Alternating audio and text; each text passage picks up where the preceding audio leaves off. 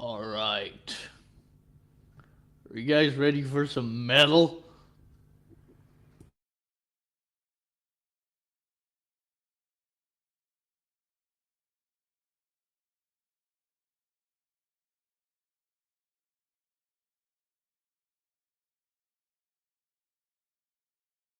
Never heard of any of those, bro.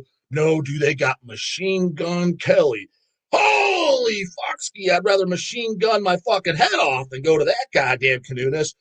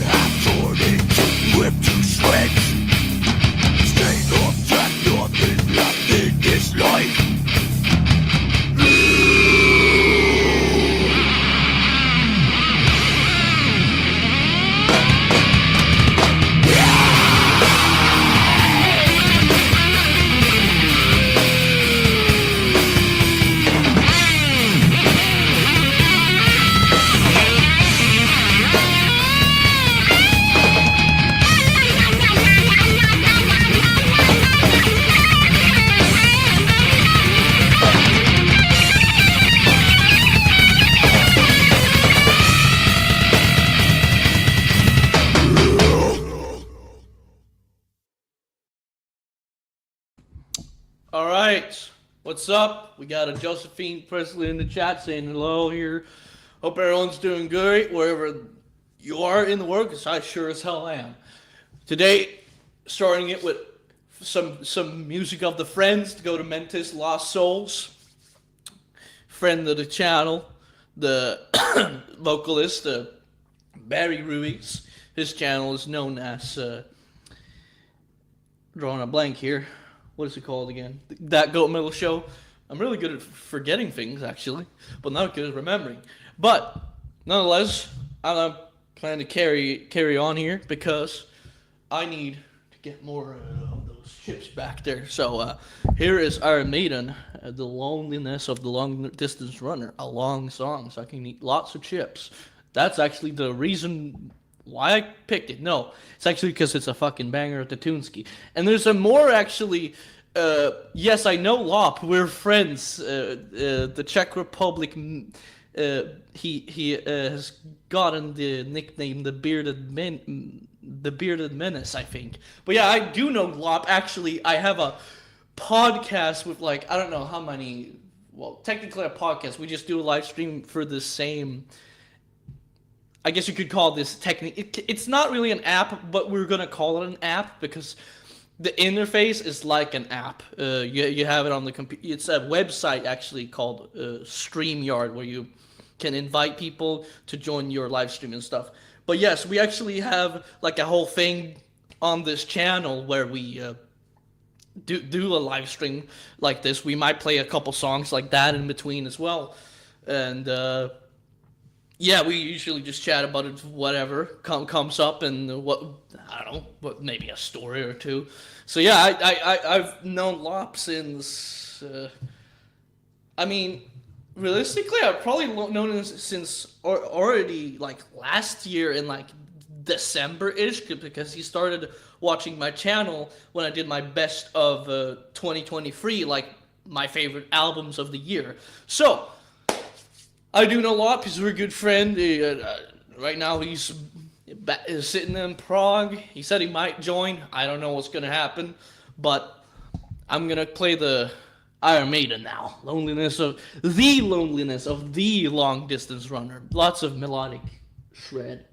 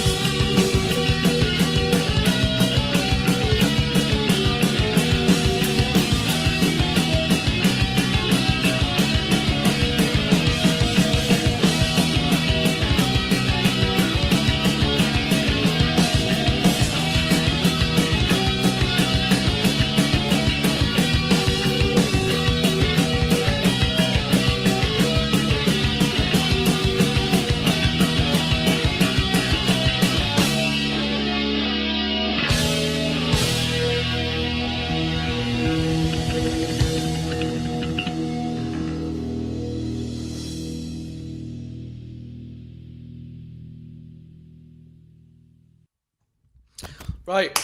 Forgot to say that I really like the T-shirt of the guy in the photo on the Go to Mentis video. Yeah, it's a good fucking album. But believe it or not, I'm going back to a little bit of a shout out. Not a friend, but I don't know. I sort of interact with their account. They have it's a pretty long story, but they have an Instagram account called Necromammoth, which is their project name for one of their musical projects. They have made, hence why I'm saying this is a shout out here. But it's a shout out for the band they're in with some other people. I don't know exactly the details because they haven't exactly told who else is in the band and what they are. But as far as I know, he does vocals and guitar riffs. That's the extent of my knowledge, and he might program the drums because I know there are programmed drums in the song, in the album that I'm going to play a song from. But he has an Instagram called Necromammoth. So it's it's supposed to be related to his like other project, but he does talk about this other project as well. But usually just talks about whatever. He doesn't really like limit himself to talking about music, for example. Like he'll just be replying to people. He's kind of like the J-Dog of Instagram. He just replies to a bunch of comments and says his opinion, and sometimes things get heated because, I mean, shit, people say some shit well, you know how it is. People say what they think, and sometimes what people think isn't always the brightest of thoughts. So, with that out of the way, we're going to play my favorite song on the album. I think the album is called Entering the Light. The project and, well, band that this Necromammoth on Instagram is part of is called Wicked Faith. So Wicked Faith and the album Entering the Light, which my favorite song that I'm about to play is called The Warning. So here we go. Wicked Faith with The Warning.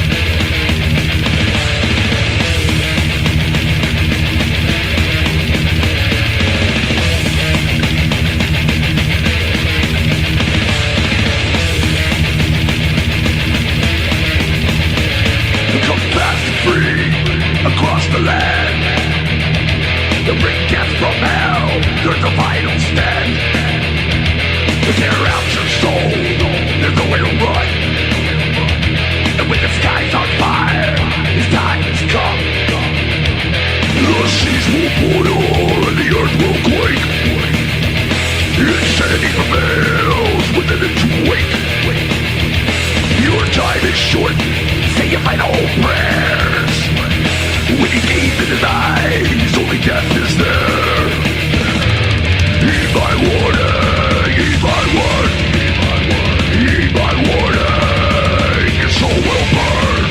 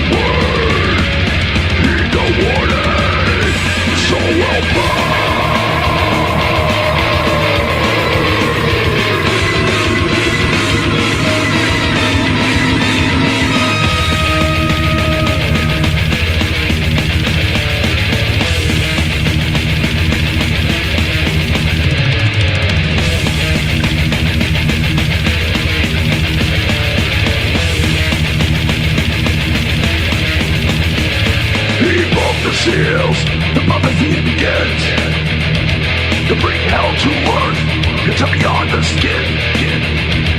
Through torture and death, you will know his name. He is the end of our life, and your God's to blame. All murder cries for heavens and flames, and from the sky blood will rain. God's failure's here to claim his throne, and with a parting words, you are now alone. Heed my warning, heed my word. Heed my warning, heaven will burn.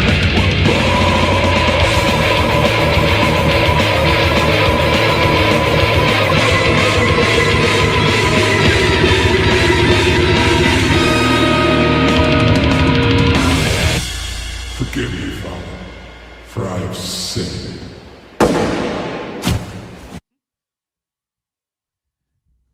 Starting up the lawnmower on stage. Alright, that was Wicked Faith. Know that fucking band because of the Instagrammer. But yeah, how's that fucking for a fucking flashy Tuneskis? I think it's fucking killer. That's a new album, 2024, just released pretty much. I mean, the thing is, I listened to the album after my best of 2024 video, so I mean, I probably would have included it. I probably even would have put in like a little example of that chorus, because I fucking love that. Heed my warning, heed my warning. Like that was some sick vocals. But yeah, that's the way to do it. And speaking of new song, actually, since you mentioned that, that's cool that you're also working on music. But right now, as you noticed, because I think you commented on it, I have the memory of a fucking goldfish. Oh yeah, you did comment. Actually, fun fact, I believe I've heard that goldfish actually have pretty good memory. Believe it or not, I've heard that it's like a myth or something that they have bad memory. Not sure why I'm educational all of a sudden, but I'm gonna be a little more educational on what the fuck's going on with my channel. I mean, you did see it, Paul. I'm just being retarded here, but as you see, I have started a new album project before even releasing what's supposed to be like the current album, right? Which is releasing in January. I still need to send the files. Like, literally, I have a folder with the files. I literally just need to fucking upload it to Google Drive and send it to fucking label owner. Tell them, this is the date that I want it to be officially fucking released on CD. Boom. That's all I need to do, and I haven't done it, because I'm a lazy motherfucker. So, The Dark Tribute is part 2 Dark Tribute Part 2. There's 2 of them. It's one, the first one's my second album, technically my third, but my first album was really an EP, so I started with an EP, just that it's not fully registered. They didn't put, it's available on, like, I don't know, you have to kind of look for it, I guess, but, like, it's an EP, it's a 4-song EP, it's, like, the reason why it shows as a single on Metal Archives, which is just the 2 songs, Brutalized Epicness and Satan's Hot Rod, is because those are the only songs worth even fucking hearing. And those are actually pretty good songs. I love Brutalized Epicness. I still think that's one of my best guitar solos ever recorded on, in fact, this guitar, and that is the first proper metal song that I recorded with this song. This guitar literally started Suicidal Grind. This is the start of Suicidal Grind right here. So that's why I'm happy to have it back in working condition, so to speak. So that is essentially Suicidal Grind right there. That guitar is Suicidal Grind. Literally is. Literally unfucking listenable.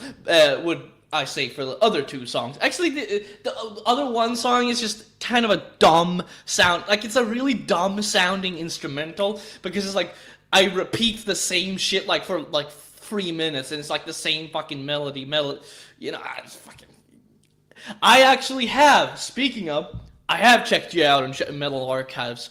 I do that for, like, every artist I listen to, even if it's, like, fucking, you know, go to Memphis, I will, and then I keep looking here, look at, like, past members. Not that there wasn't much of past members for the Kai. There wasn't a lot of past members going on there, but you know, and definitely not any live members, not any live musicians. But what I was saying, let's see, you started with 2 EPs slapped together, then the first album. I guess that's like the Conqueror King. Is that like 2? Because I mean, yeah, whatever. But yep. See, Holmes. What am I? An essay? Let's see. Yeah, that happened for me too. Someone did my Metal Archives page for Suicidal Grind before I even did it myself. And that's why I'm starting up the lawnmower on stage. But yes, we can talk about a little bit of stuff here. Meanwhile, the Kai is getting food, because I do have some other stuff to talk about before I go into that, because I think that's information too. Let the man over there and the Hawaiian and the Hawaiian and Nebraska know. They need to know over there. There should be like a sign around the area where Paul lives. Like, this area is Hawaiian and Nebraskan. Like, it's just massive sign, big glowing red fucking letters. This area is Hawaiian, Nebraskan. I don't give a fuck what the other neighbors are. They could be black, Hispanic, fucking. They could be from fucking outer space. That area should have that sign there, because it would be pretty. It just needs to happen. But there we go. Conqueror King is a debut EP.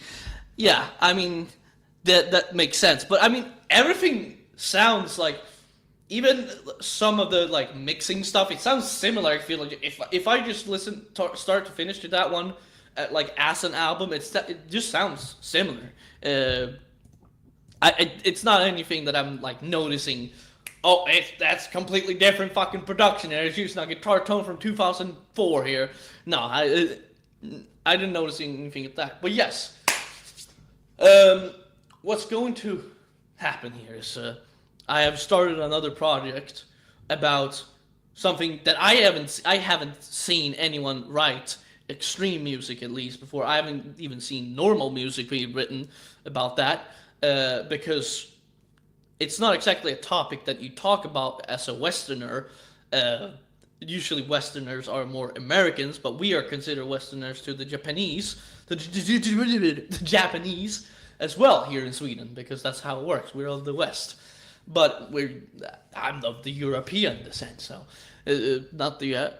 That's a relevant topic here, but it's about the whole Shinto religion, and ironically, I called it Shinto prophecy before even realizing what the fuck a prophecy is. Like, a prophecy is like a tale, like you're telling something of the future, and ironically, that is like it's an accidental genius, because of the even the first song's lyrics is like a tale of something that's going to happen, not like something that has happened. So it's like it just works. Sometimes you just fucking have an accidental genius.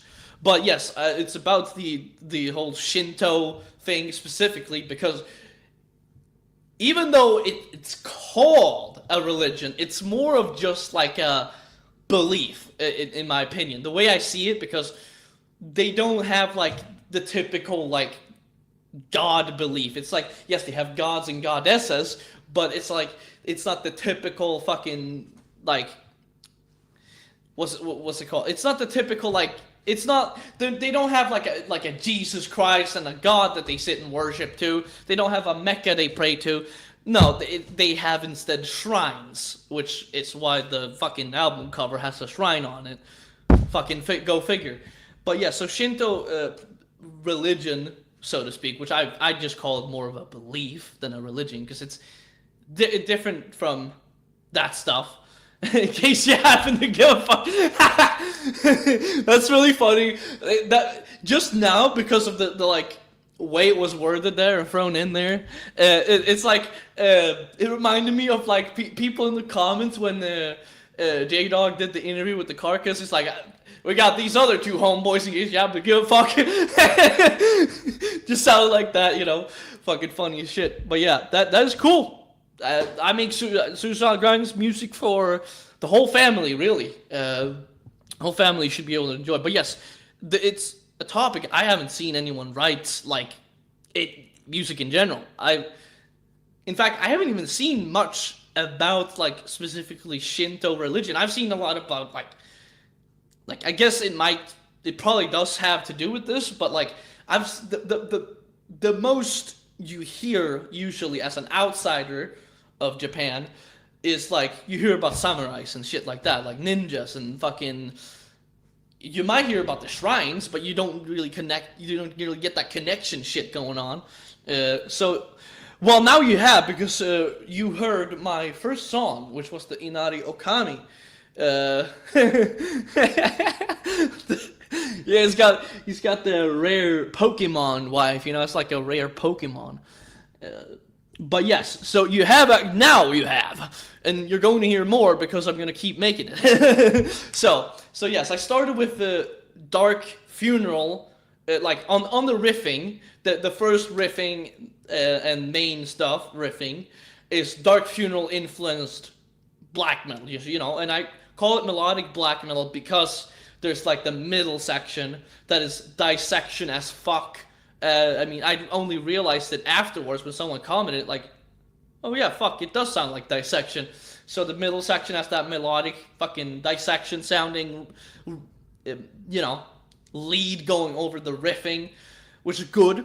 I love that shit. So starting it with a black metal song, but I'm definitely moving to more death metal after this. And what I said, even, I might even include some speed or thrash into the mix. My wife used to like the Opel. Opel. I almost said a car brand there. Opel. My wife used to like the Opeth growls a little bit. She used to be like, "What the hell is that?" when the death growl started. Yeah. I tried to read that like J-Dog. What the hell is that? What the hell is in that? You know, like when J-Dog's like impersonating his dad. It's like, what the hell's he on that? You know, something like that, you know. It's like, Where the hell would I listen to that? You know, fucking stereotypical American sounding guy. But yeah, there's going to be death metal. There's going to be probably thrash metal because I love. The thing is, I write a thrash riff, but then I start doing death metal vocals, or I start doing black metal vocals. Hence why Demon Seed is pretty much blackened technical thrash, right? Because there's some technical stuff to it because it was Vector influence. So it becomes blackened technical thrash, and it starts to fucking put layers and layers on there. Because I started doing those Danny Filth high screams, and shit, I did it again on the black metal one. So it fucking waves ties in, right? The tidal waves are colliding. So fish are fucking. Yep, the fish are fucking. The funny thing is, the last album, so not Dark Tribute Part 2, but Paranormal Mind, started with the title track, right? But this album, which is going to be released probably somewhere spring, depending on how fast I write music and stuff like that, because I write on the weekends, maybe some on the weekdays when I'm, after work, because it's like after 4 p.m. my time. That's when I would write. I might write some songs, some riffs. Right now, I have a perfect idea. I'm going to be using actually a authentic. That sounds like the Gibson thing. It was like play authentic, like that fucking spiel. I agree. That is exactly what I do. I just do what I feel would fit into the song. So yeah, I completely agree. Well, I agree. Well, I completely relate. I would guess would be a little better of a fucking thing to put there. But yeah. So what I'm saying here is I have a perfect riff for a death metal song in a authentic Japanese scale, specifically the Hirayoshi scale, in fact. So I've used this before. The song that when you're not subscribed to my channel, which fucking you better be, fucking hell, fucking click that subscribe button, hit the like button, fucking gotta say that to get fucking the views up. Oh yeah. Maybe I gotta start writing some black albums instead of fucking writing about shit no one writes about. Fucking, because writing unique music gets you fucking nowhere. Just kidding. But yeah, I got the rough and tough Hirayoshi scale, which I used actually, what I was going to say, in Diary of Depression, the clean guitar. I used that scale in the beginning of that, and on the Nile sounding part when it goes into death metal, I used the scale for the intro lead, and a little bit on the solo as well in the beginning, but I sort of trail off a little bit more into a melodic minor or whatever the hell I played. I don't know about the rest, but specifically the reason why I wanted to why I want to write in the Hirayoshi scale is because I've done it before, but I haven't done it in a riff. You know what I mean? Because the intro, with the clean guitar, that's not, to me, that's not a riff. That's an interlude, a clean interlude.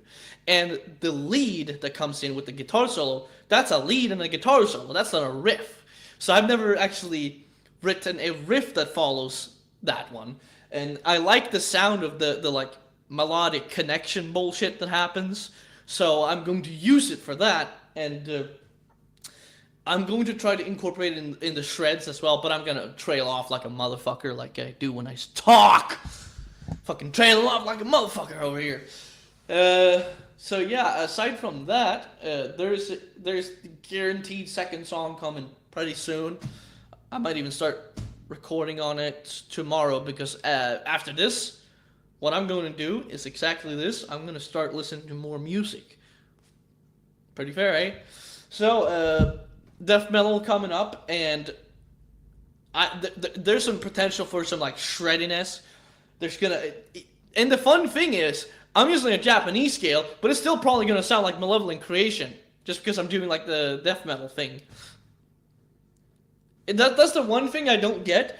Every time I do like death metal, like straight up fucking death metal, Malevolent Creation immediately. That's what it sounds like. It sounds like Malevolent Creation with a little spin of Deicide in there, and sometimes a little bit of Morbid Angel sprinkled on top. And it just cracks me up every time. I'm like, am I trying to write a fucking Malevolent Creation album, or I'm trying to make a fucking Suicide Gun? But the funny thing is, it does sound like Malevolent Creation, but it, still my riff and shit I wrote fucking, essentially. But that's enough fucking talking. I want to fucking listen to more Tuneskis. So, here is Obituary, actually, with The Wrong Time. The Wrong Time!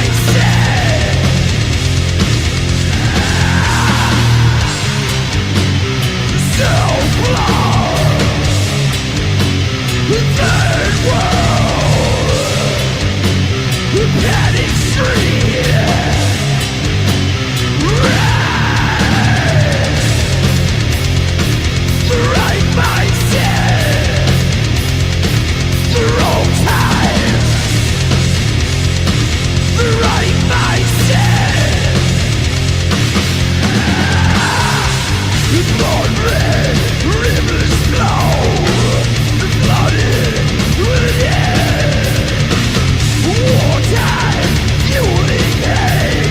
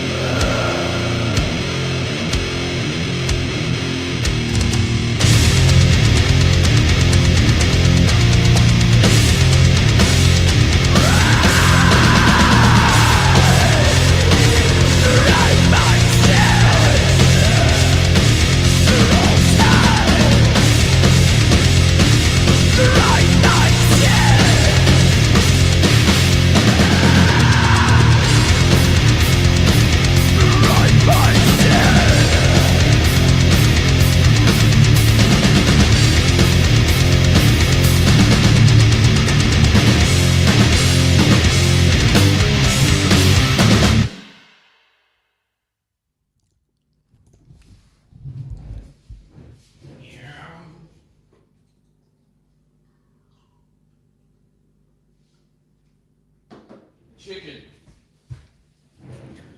There we go. Okay. Right, so that's a pretty good, fun song to play on drums, actually.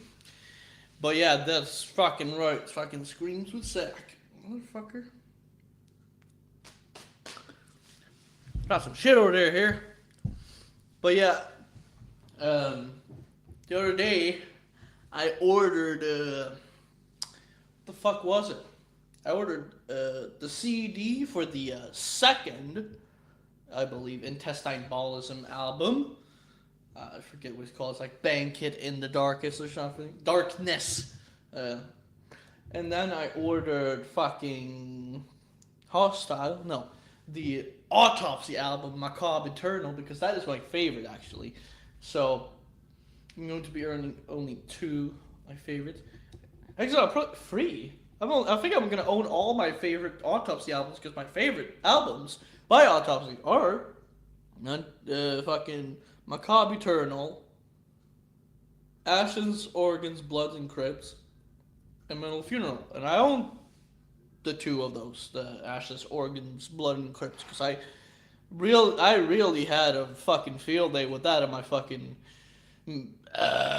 albums of the year video. And then a Metal Funeral, of course I own that. Who doesn't own that? Probably the dog. I don't think he owns it. Maybe he does actually own it, though. He might own it on, like, a CD or something. Because, I mean, I know he doesn't like it, but he probably does own that album. Because he, has heard it. Assume you would hear it by buying it. So. But yeah, so looking forward to getting Macabre Eternal and Banquet in the Darkness or whatever the fuck it's called. I'm probably gonna know better when it's fucking here. Because the thing is, that's another thing. Like, I don't really look at song titles or titles in general when I'm listening to a song, to music. Because what happens when I listen to music is I click play and I let the full album play. I listen to a full album. That's how I use Spotify even. Like, most people have just a playlist and then they go skip. And then they've sat there and skipped songs for 5 minutes. Shit, I don't have time to listen anymore. So I just fill it out. I do have fucking playlists where it's like scattered songs. Like, listen to Roselia before the stream. That's just a playlist with a bunch of scattered songs from different releases and such. But I still do the same thing. I just let it play. I don't skip or whatever. And I don't tend to shuffle. But I have done something new that you can have your liked songs. You click on like a little thing and like a little button next to the fucking song title. And boom, now it's in your liked songs. And I have fucking 3,657, which I would probably have more if I gave half a fuck. If I happened to give a fuck, I probably would have more, but I don't. I didn't for a long time. But those I usually go into that and then I shuffle, because that's a bunch of fucking songs across all time. Of me owning fucking Spotify, which is fucking since like 2010 or something like that, because I had a laptop pretty early in my life, if you consider when I got it. So I got into a lot of shit for that, found new shit, mostly rockabilly. But yeah, I fucking put on a full album. So that's the way to go. But that's why I don't really remember some song titles. Like, for example, let's see here. Let's go to an album that's pretty fucking obvious. Sacrifice, Soldiers of Misfortune. In fact, that song is next. But if you asked me about Pawn of Prophecy, I would be like if you just asked me what band made that song, I would be like, who? Don't know. Because here's the thing. I turn on As the World Burns. And And I let it play, and then fucking Soldiers of Misfortune comes on. Dun, dun, dun, dun, dun.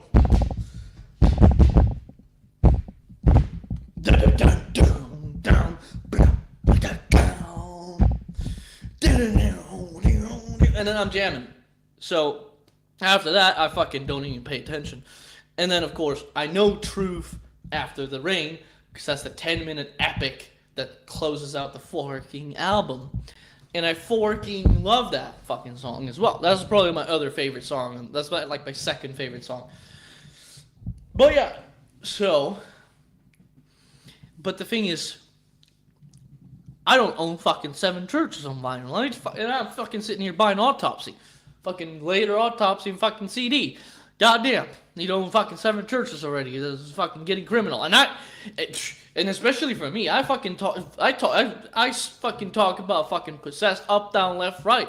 Fucking, I suck off fucking Jeff Becerra more than most fucking people do. Because that's like, they would be up there. I mean, they would probably be sharing a tied fucking second place spot with a bunch of fucking bands like the Morbid Angels, fucking Deicide, in terms of like fucking favorites. Because that would be like, because here's the thing, I know my number one fucking favorites, that's Dismember, that's the Autopsy.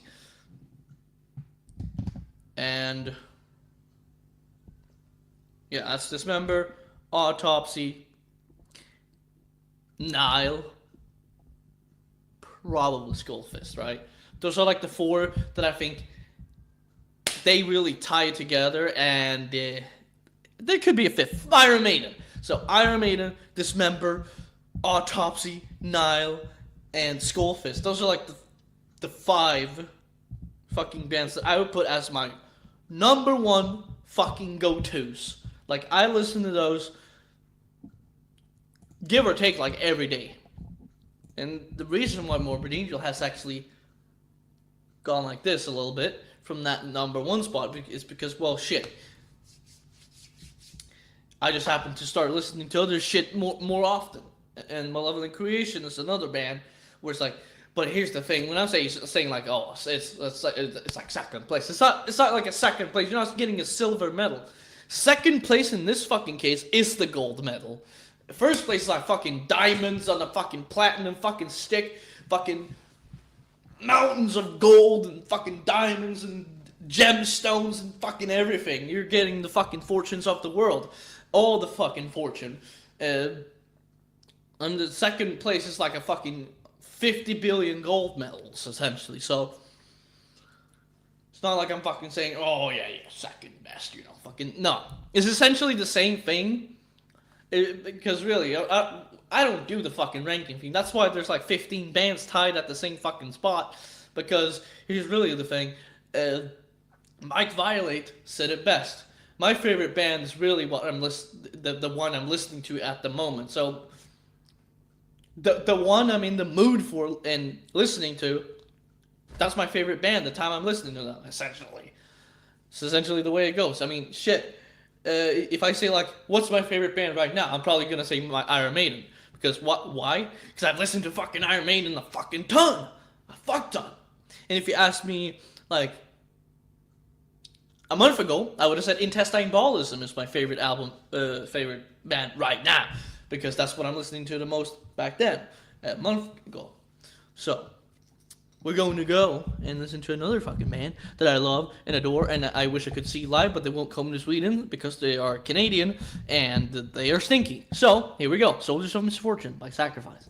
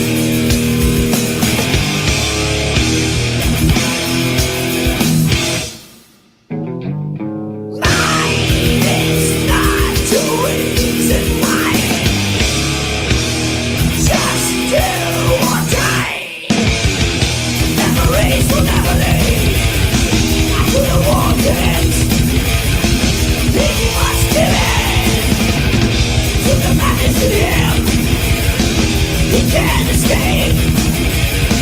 It is too late. The blessings energy. Don't be betrayed. Can't see the future. Mentally blind. A damaged mind.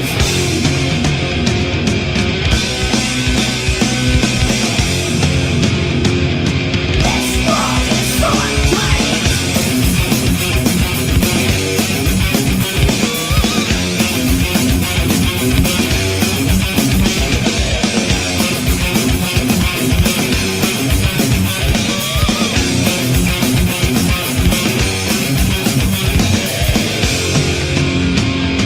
Soldiers of misfortune.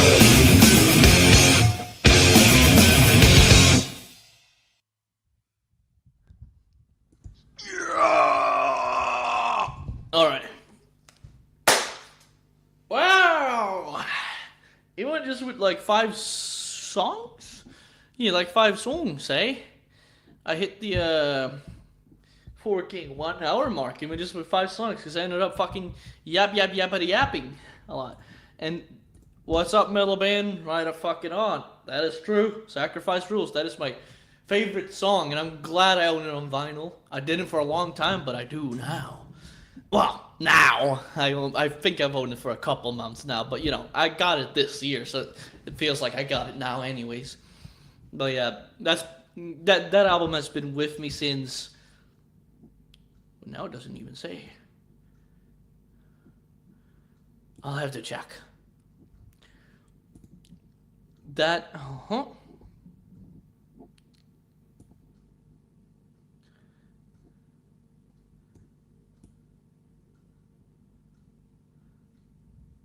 So that's so much. Nah. That doesn't make sense. Soldiers, I have to search just the album.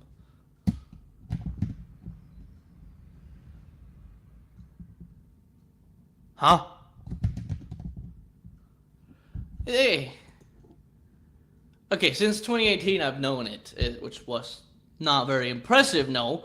But I mean, that's when in 2018 I bought a thing called the Metalhead box, and I got a T-shirt with like a bunch of like combined artworks with like you know like things that have been on there, like the soldier guy on Soldiers of Misfortune and so on, like mascots and such. So I actually ended up checking out the band and hearing Soldiers of Misfortune, that song, and I mean that's ever since then. I mean that's a thrash fave. I mean that is easily up in my favorites in terms of all-time thrash albums. Probably even top 5 thrash albums, because I mean realistically, what is going to be my top 5? It's going to be Vector, Sacrifice, Demolition Hammer, Slayer, most likely, yeah.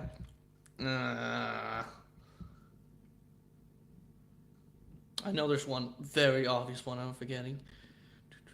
Let me think. I'll remember. I'll fucking remember, you know, you fucking bet it. I'll just scroll through my lists here, even though there's not a lot of thrash going on here. It's a lot of death metal, that's for sure. Because that's my main thing. I listen to a lot of death metal, not a lot of thrash. What would be my 5th, like, top 5 fucking thrash band?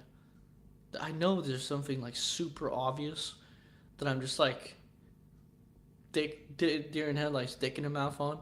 I don't think I'm gonna remember after the screen, like, oh, that band. No, because I'm gonna forget I even said something like this before. Because it's definitely not another one of the fucking big 4 bands, and I don't really know Testament or any of those, so it's none of those. Let's see here. I know it's in here.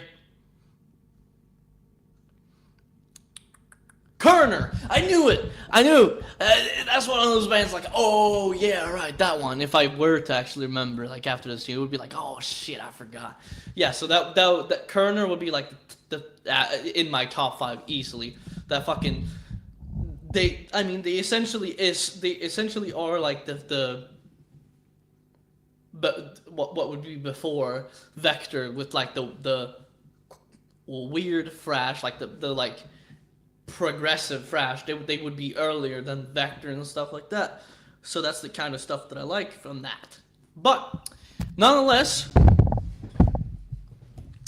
let's see here what we got. We got some more time for Tuneskis. Think I might blast like 2 or 3 more. So let's see.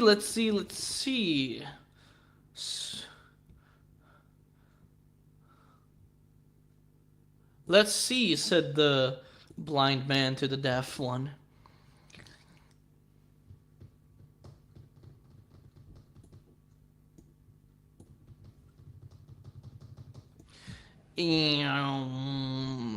Let's play one that I haven't played in a while, maybe. Is there even one of those? Do I have one of those? One of those that I haven't played in a while? Oh, this one! Virgin Steel, Wings of the Night.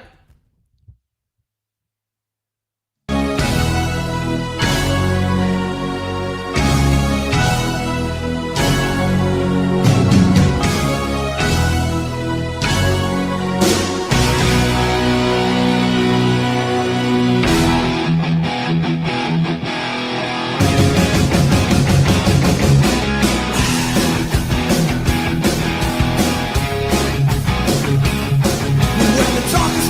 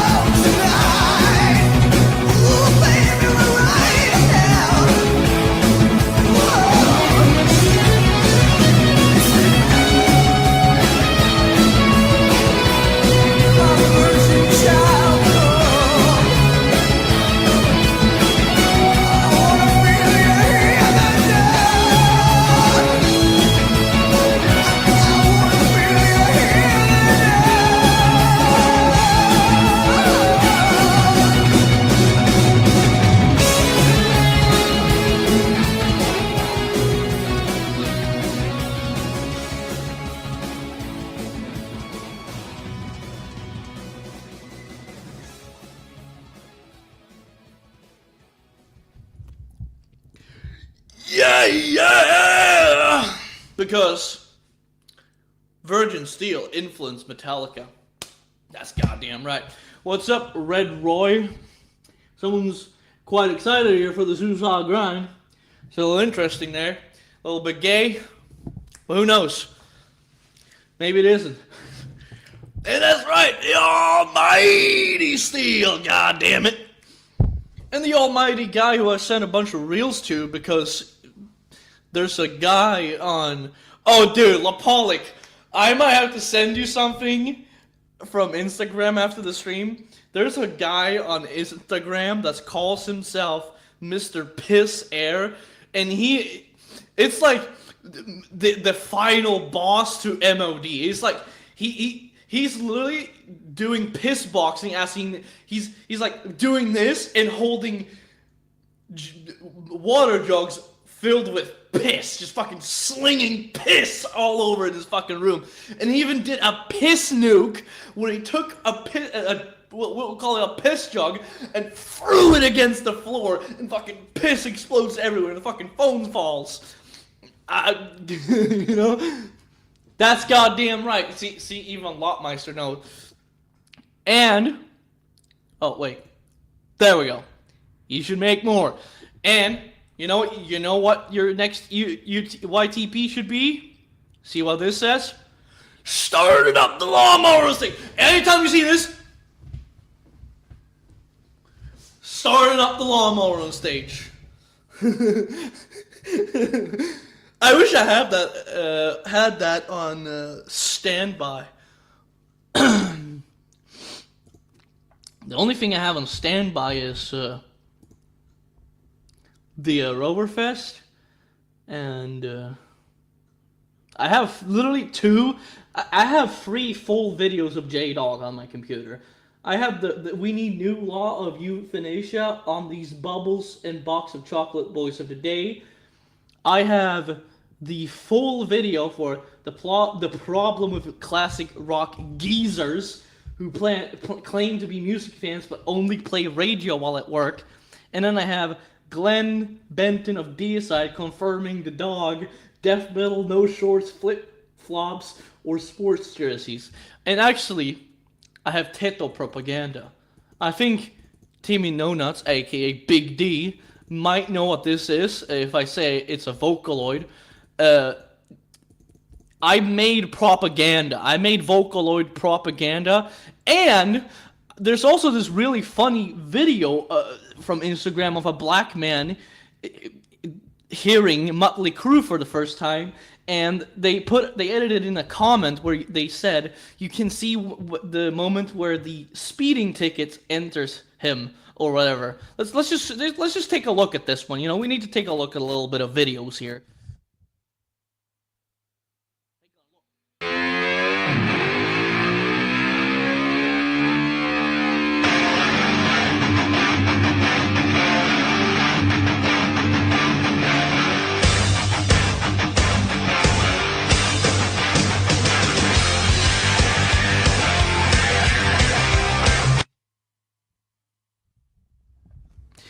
And obviously, the comment is referring to the moment he's starting to headbang. It's like, oh yeah! Yeah.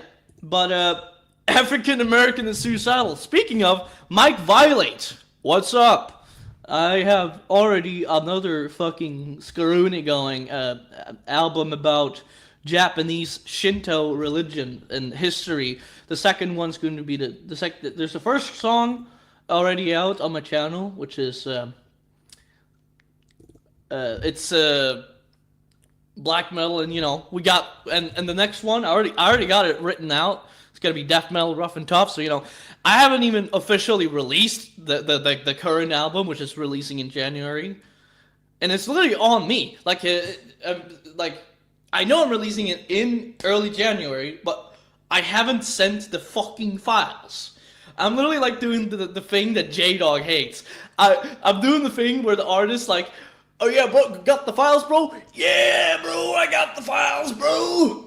Fucking 2 months later, got the files, bro? Yeah, bro, just looking for him, bro. I'm literally doing that, because literally, I have the files in my fucking USB stick down there, literally compiled the full fucking album, full fucking layout for the fucking CD, all nice and fucking packaged.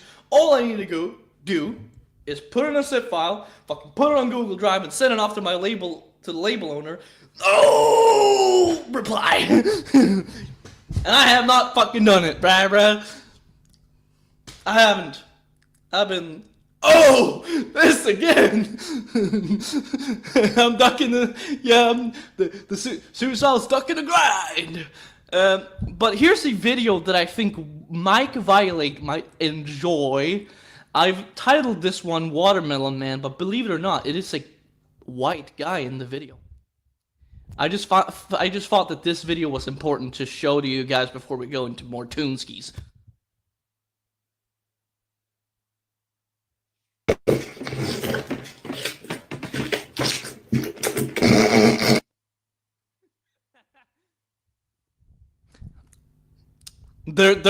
There's a lot of questions and not a lot of answers to that video.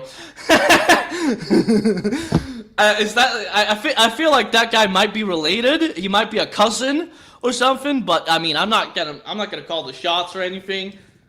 Might have been a lost cousin or something. You know, never know what happened along the way. But I'm kind of doing like a thing where I'm going back and playing some shit that I haven't played in a while. So let's go see here.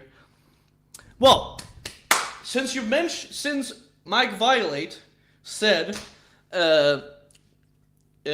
African American grind, this what I'm saying here is in no way, shape, or form related to this next song. Wink, wink, wink, wink, wink, wink, wink, wink. You know, the J-Dog thing. We're going to play this band. We're going to play Malevolent Creation. They breed!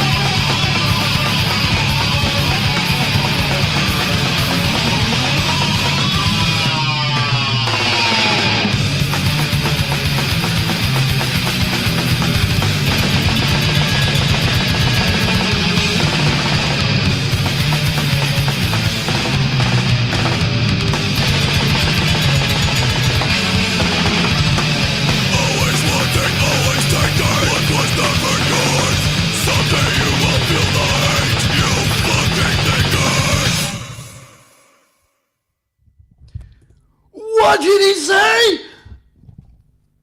Paul Kreutz has anti-white songs? Is it like in the Hawaiian the lyrics or something? Because that would make sense, because, I mean, I assume there's some interconnection there. But yes, that's my favorite racist band. I always call them that because it's like funny, you know, people think they're racist, being something else in that fucking context. But yeah, I obviously keep showing this shirt because I like this album.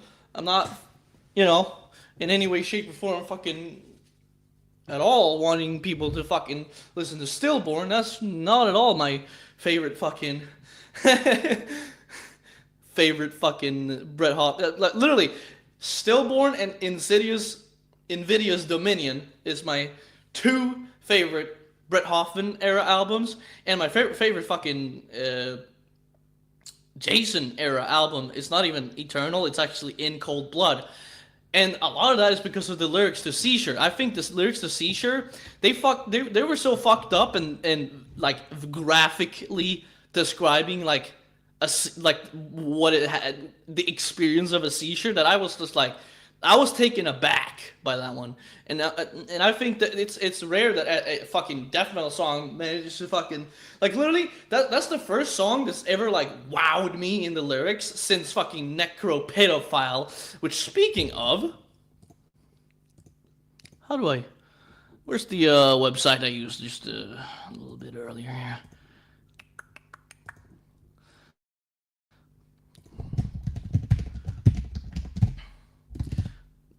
I mean, that's just such a song title. It just piano mix. I ain't looking for no goddamn piano mix. What the fuck are you talking about? And now it doesn't show it up. And isn't there like a cover by a black guy? Oh yeah, there is.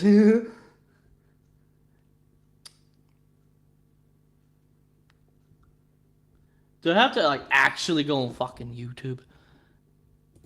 Cause I just need the download. Yeah, I mean, dude, I guess I can't really say that because fucking I don't know. It's definitely one of my favorites, but I can't say the favorite because my biggest influences in terms of my, like, if we're talking just death metal, my current death metal growl is a mix between Jason Blakovich on Eternal and In Cold Blood and Glenn Benton. It's a mix between those two. Glenn Benton specifically, like, on the Christianized and the Stench of Redemption, Scars of the Crucifix era stuff. So when he was a lot more deeper growl. That's funnier. That's so funny, he changes his vocals and they become more brutal. I'm just saying, his later vocal style is much more dark, deep, and brutal. Slow, deep, and hard. Typo negative reference. Am I right? Just how the dog likes it. Slow, deep, and hard. No, he doesn't. He likes it fast, deep, and hard. Because he doesn't like slow shit. He doesn't like snore topsy, mint or snooserol. Anyways.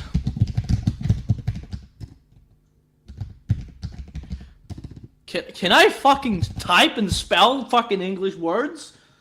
Oh, there you go.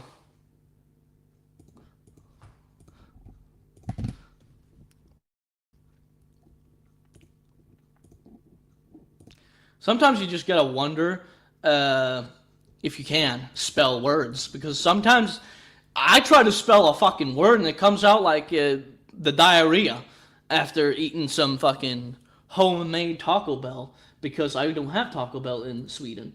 That's how it is. You gotta make it at home.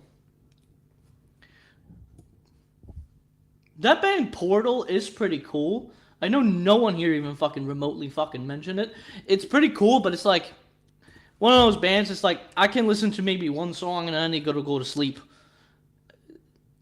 Because it's just so much going on. Seth's... Oh! Do you mean Seth Putnam? Because I will admit, I do think my like, when I do the, like... Yeah!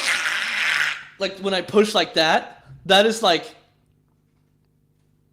Dude, that is like... I will have to admit that I can get a pretty good Seth Putnam going.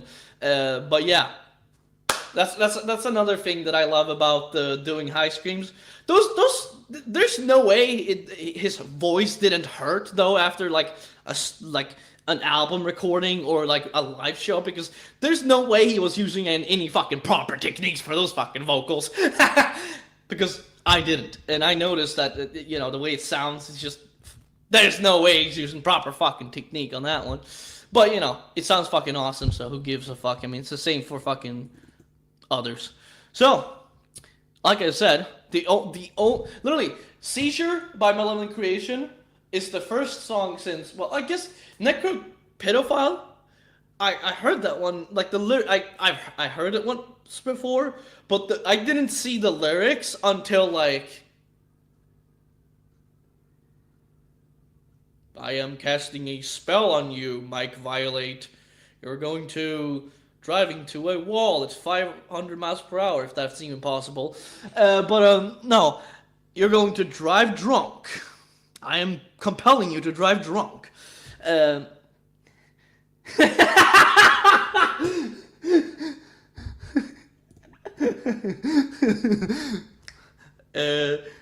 Sounds like what I imagine it would sound like if I was falling off a cliff to watch shallow water doing a hurricane while also being stung by an entire colony of killer African American bees.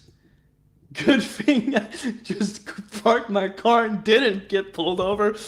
Yeah, usually you park your car because there's fucking wee woo lights going behind you because you have a fucking go in the back snorting cocaine off of a fucking hooker's chest.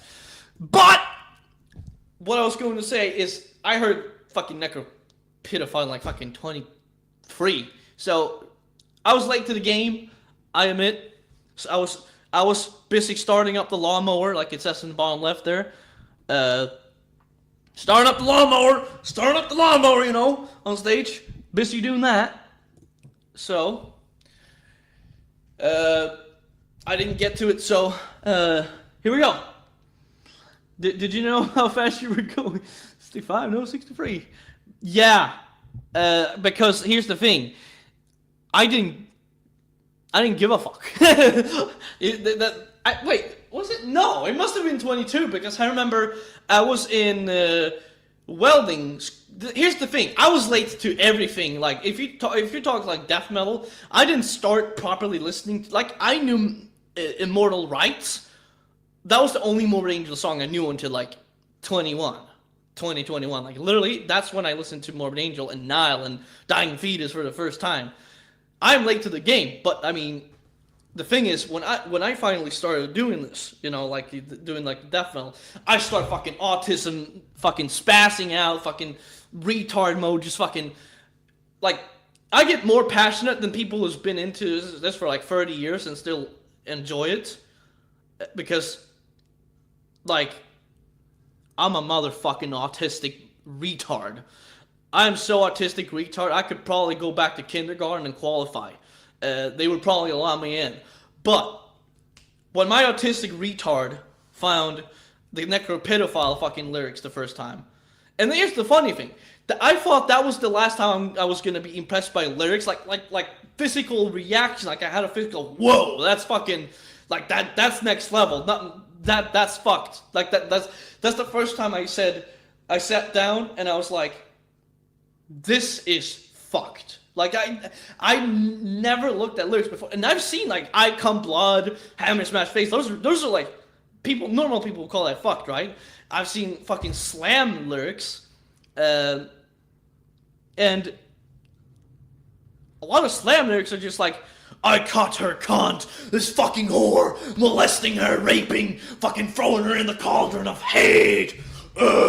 Raping, like it's like rape left, right, center. Literally, the biggest meme in slam metal is Waking the Cadavers, that slam band, and their song "Chased Through the Woods by a Rapist." Like slam is essentially a rape genre. Hell, even Devourment. molesting the decapitated. That's rape right there. Just that the people who are getting raped are dead. So I've seen I'd seen the fuck shit, right? But then fucking necropedophile comes around. It's just like the exact fucking thought I was this. That is fucked. I'm going to write a song like that. And then I wrote Forbidden Mind. And Forbidden Mind is honestly pretty close to equally fucked. And then I thought that was the end of this. And then fucking I find Malevolent Creations fucking song Seizure. And the way it describes a seizure was just so fucking dark and bizarre and morbid that I just I fell in love with that fucking song. And it's my favorite fucking Malevolent Creation album overall, because when a song fucking captures my fucking eyes and ears at the same time, because I'm reading the fucking lyrics and listening to them, that's just, And I don't think I'm seeing all the comments, because Paul Kreutz is not showing up for me. But, yeah. I'm going to play Necropedophile now. So, Lapalik, get some earplugs. Get some sheets. Hide behind Mama's skirt, because we're going to play some Necropedophile. Yeah!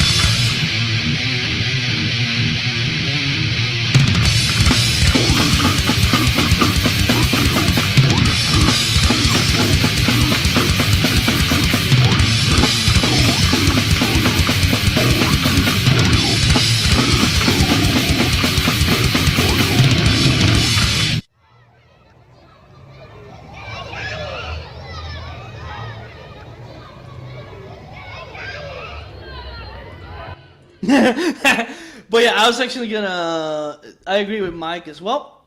But here we go. Also, fucking Paul's catching fucking slack over here. Fucking getting misinformation being spread here. Fucking Mike violates spreading misinformation in the chat. But here we go. One of the best albums in bass hearability. Here. Okay, well that's not a word.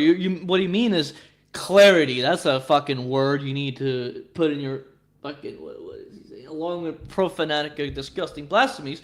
Believe it or not, the only Profanatica I know is the new one, whatever the fuck that one's called.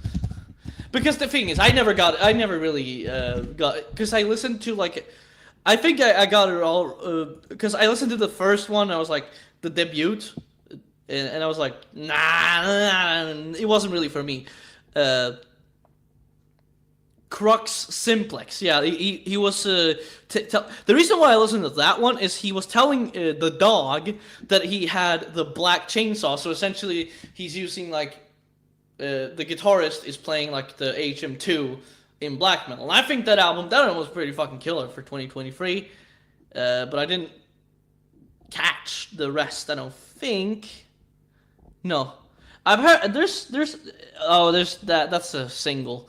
The first fall, the single stuff, but yeah, I like the new Profanatica album, 2023. The Canoe album, I guess, would be. Just kidding. It's not a Canoe band. It's not a Canoe fucking album. It's one of those bands. I think the thing is, I'm gonna say a harsh truth here. It's I don't know. The Tish is the heaviest band. And get brah. Get it right, goddamn! Get with the program. What are we talking about here, other than that? Alex and Mace turn out the bass. Yep. And I was actually about this. Well, that is why Scars of the Crucifix is actually like my favorite now. Because Glenn Benton does a fuck ton of low and high vocals, like combination on that. Just so fucking perfect. Same song as anti-missionaries, anti-colonism. Yeah, even though without colonizers, I would have never been born. What a predicament, eh? And also that I blame Canadians for that, for the A. Like what who allowed the Canadians to speak on the fucking internet? Because they started making me saying A. Let's see. In one song, I said Hawaiians made a mistake when they killed Captain James Cook. Well, they should have let him cook by the sounds of it. They didn't kill all of his crew. Oh, okay. I guess they shouldn't have let him cook. They should have fucking started. They should have looked for the rest of the crew. But yeah, Mike Violate is the ultimate troll, in fact. The reason why I'm this fucking close to the monitor is because right now I only have my fucking laptop screen, and the text is about fucking this big on the fucking screen. Like, I'm not old where I can't see, but it's like I have a fucking thing called ADHD, so I have a hard time focusing on shit. So, okay, yeah, give a fuck. No, you don't, because you don't give a fuck. Here we go. Anyone who chats with me for 2 minutes, yeah. Yeah, dude. Can you see? That's the best thing. That's the best response I got for that. No, you don't even need to. I got into it 5 years ago. Don't know where it's going, man. Cause let's see. Huh. That's fucking badass. I'm jealous because the Tish ain't coming here. They ain't coming to Sweden, and the closest we're gonna get is like maybe they go to a festival in Germany, and I don't got the fucking loot to go to Germany. But this was fucking caught me off fucking guard to finish about the lyrics to my new song. It's about murdering white people. You know the funny thing is, Typo Negative already did fucking that. Goddamn, we kill all the white people. You're late to the game, Paul. Gotta catch up with the steel, the man of steel. The green man. He was ahead of his time, eh? Could say, motherfucker, I keep running over my charger cable with my fucking stupid chair. This cable is going to be fucking broken in half a decade.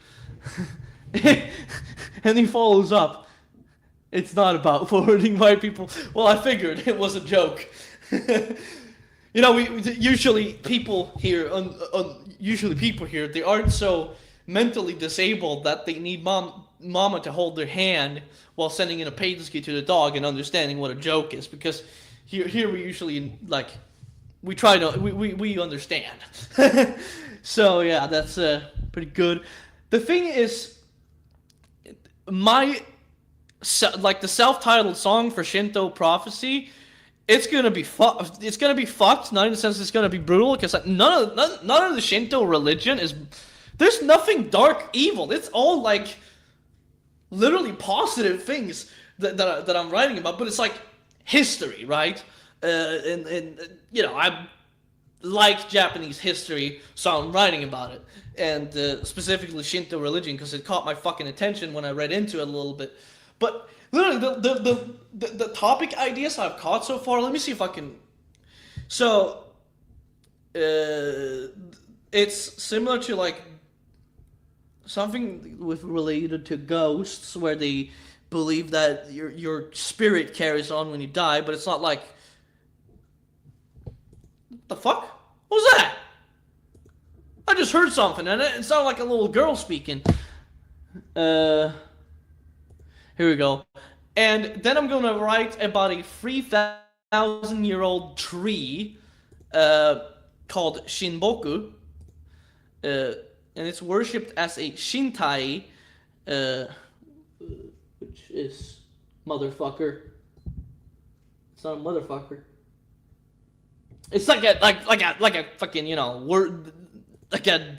They view nature as like a deity, so but they don't like, you know, they don't sit here and worship Mecca or anything. But yeah, I'm gonna include the sacred tree. Like that's the sacred tree is going to be literally lyrics in the song. So it's gonna be so like scattered in terms of like the lyrics, because the first 2 verses or something is gonna be like about the spirit carrying on or something like that. But you know, more detailed. Let's see. What the fuck? Fucking Mike over here. Type O rules. Damn right. Suicidal, have you ever spent hundreds of hours trying to zoom in on the first Type O album cover to get a different glimpse into Peter's hole? I haven't.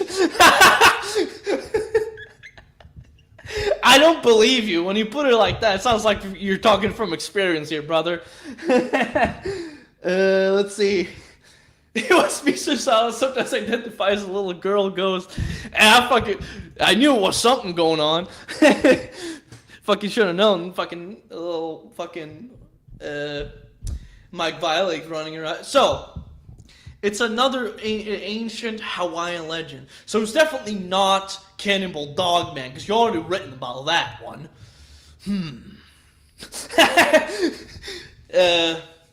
I wonder, is there, like, in the Hawaiian, like, legend story, is there any single, like, if in any sentence ever, do they ever mention even, like, once pineapples? Like, that's a genuine curiosity. Because that would be the perfect thing to write a song about. If there's even, like, a slight mention of pineapple in Hawaiian history, that would just be that would be musical drugs. But I think we're gonna play some Tuneskis again here, believe it or not. I don't have to talk all the time. Let's see here, what do we got? Oh, I got something here for Mike Violate. I know you like to dance with another man. You like that dance with another man music. So here we go. Aris Lament by Loudness.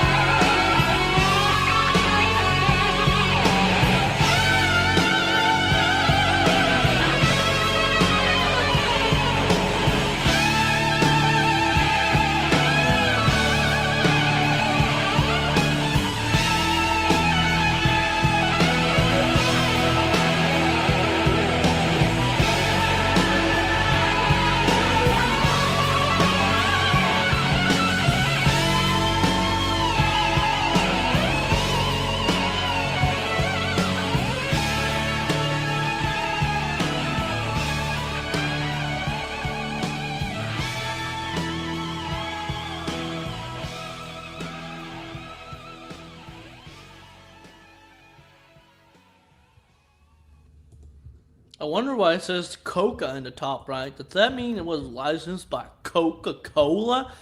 But here's one thing. You know, Mike Wiley, he might be onto something here. Because you know how, like, he sometimes brings up his cat, right? Recently, when he's been filming in the office, you know, he's been having his cats in there a little more often. I think he's been seeing Gaul. So, I'm just saying, because the cats are definitely there for a fucking reason. And I think you figured it out. They're definitely there painting his toenails so he gets ready for Gaul. But yeah, it's called... no, I'll just spell it because I don't know how to fucking speak. Iris Lament. And I spell it with an extra R at the end, in case you happen to give a fuck. Because I mistypoed there by the band Loudness. And they're called Loudness because they like to play loud. Louder! Yeah. I want to own that one because ironically, that one's becoming my favorite album. So I can't even call Thundering the East the greatest fucking Japanese heavy metal album anymore. Because now Disillusion is that for me. But I still call it that because I own the original vinyl. But yeah, Coca-Cola's sponsoring me now. Get it? Wait, what? Starting up the lawnmower stage. You know? What the fuck is this fucking shit on here? What is this fucking gay ass fucking shit? Got the fucking what the fuck is this? Fucking gay ass retard fucking what is this fucking Christmas bulbs and look fucking gay ass Santa Claus? Do you believe in Santa Claus now? And there's a scary fucking QR code here? What the fuck are you talking about? I don't fucking get it.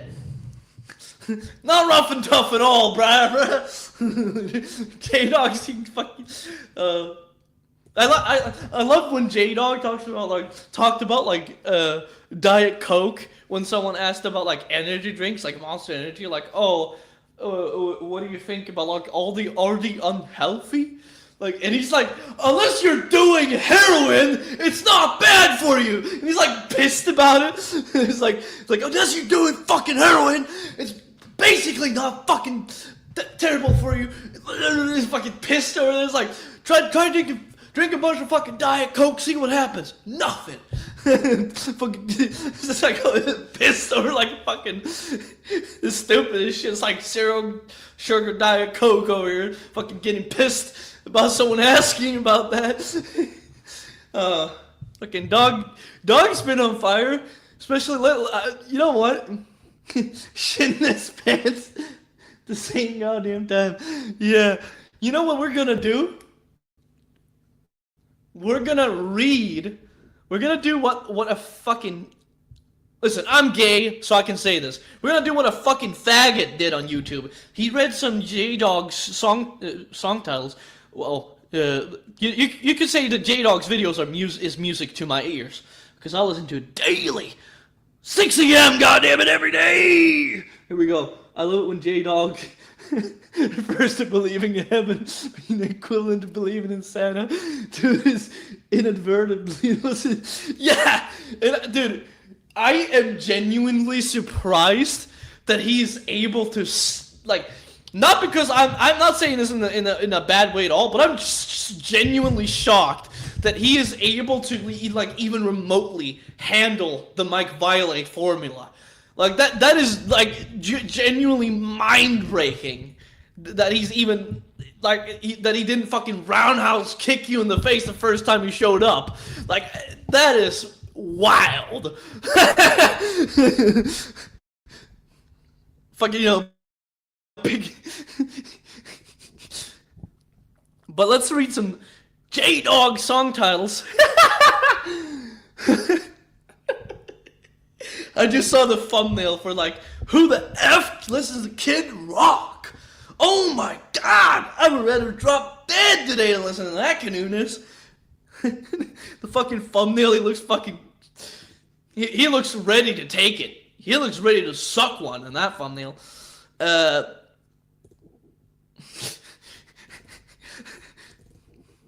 see here. Nah, that one's not too bad. It's...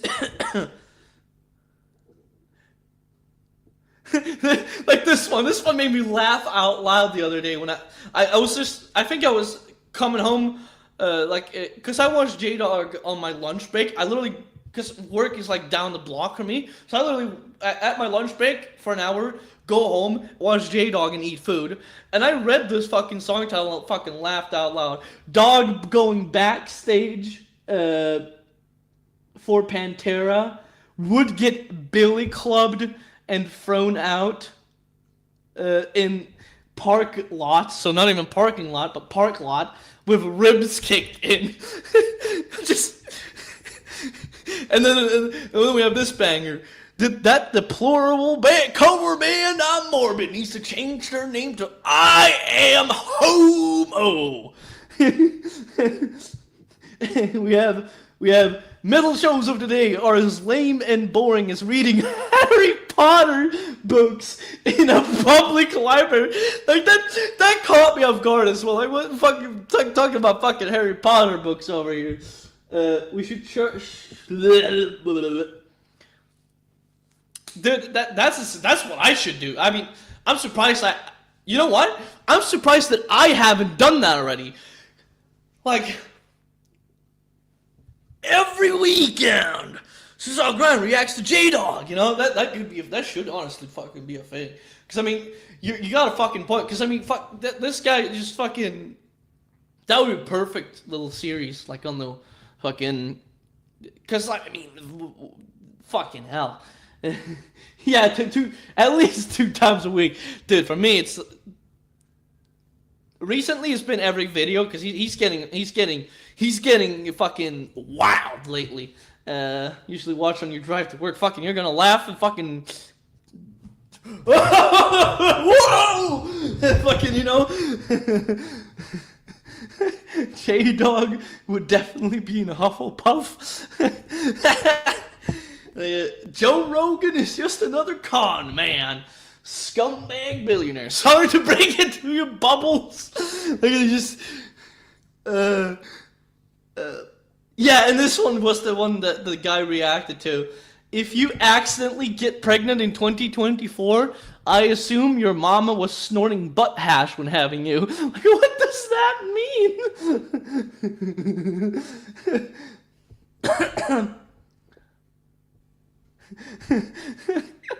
Does Phil Anselmo have enough respect and sack to face the King Devil?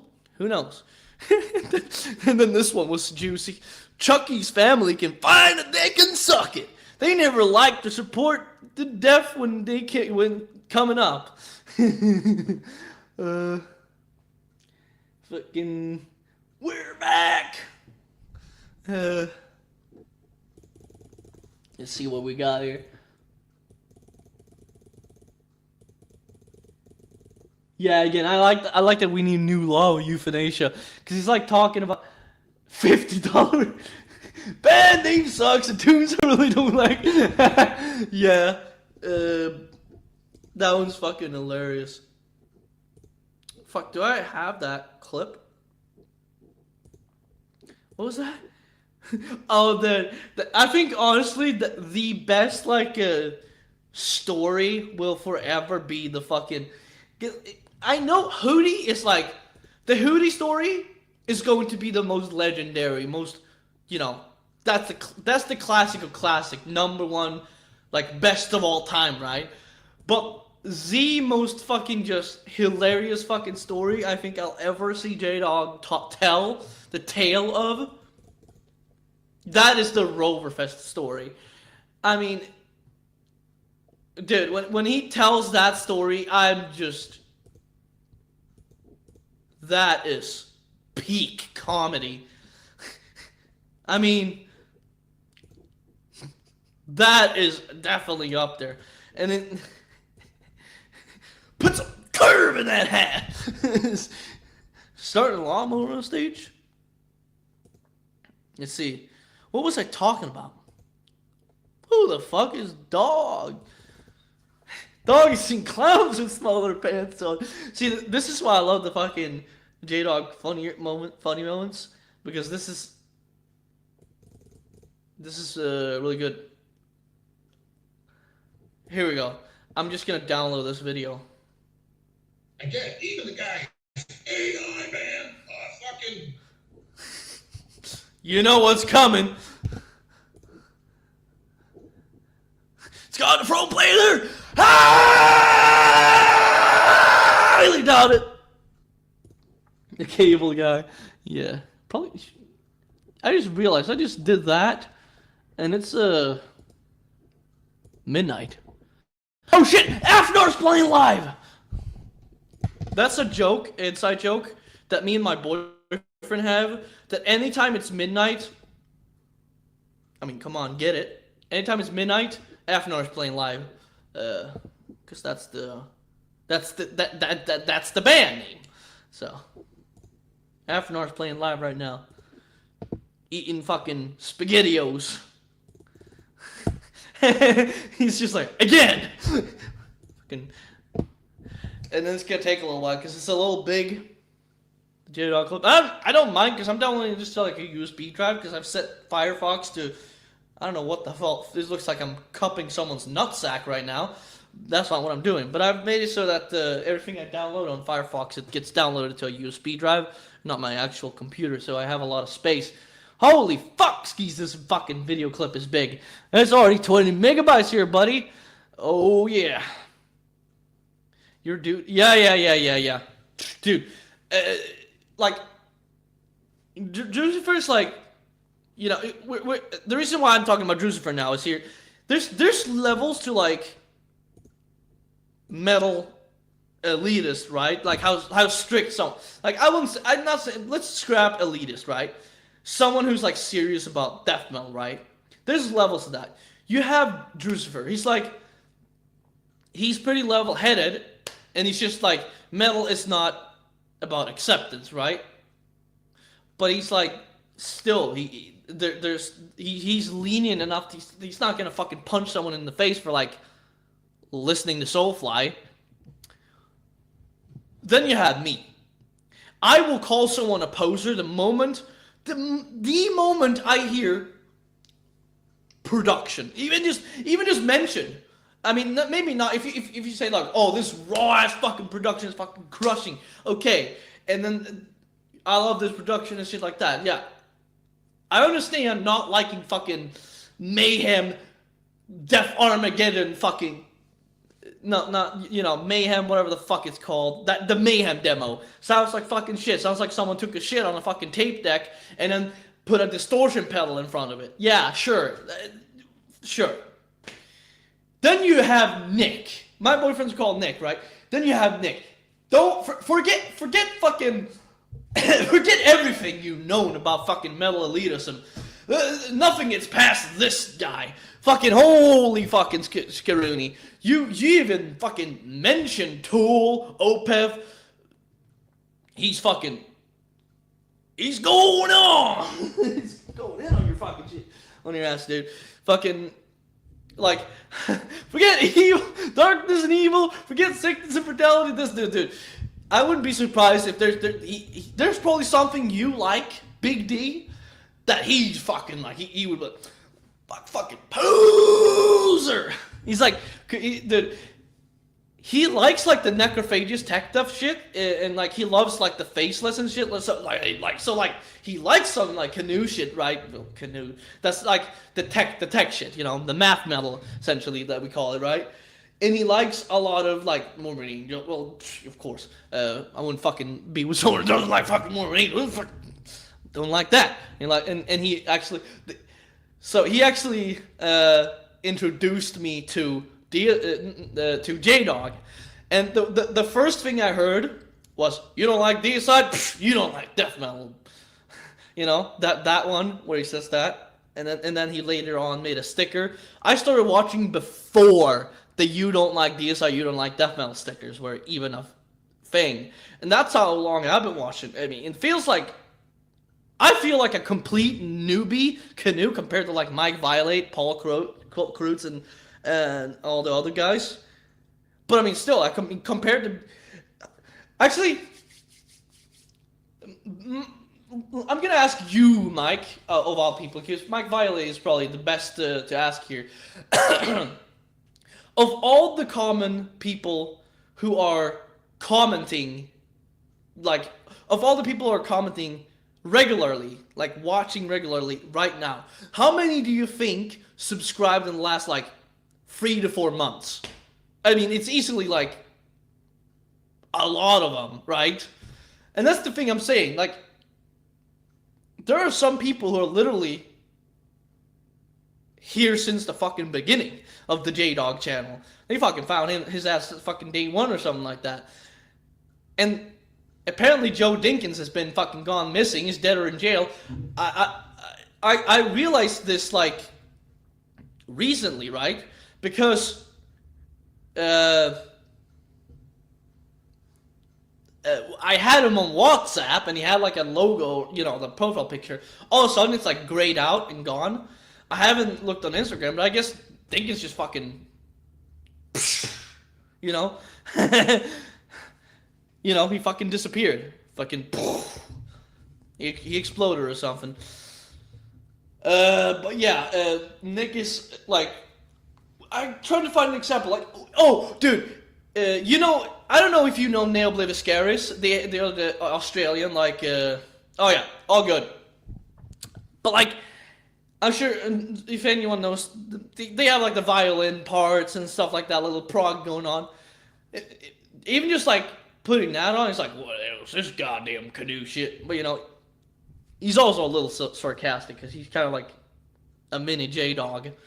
But yeah, without further ado, I'm gonna play this clip. Biggest poster dog ever met.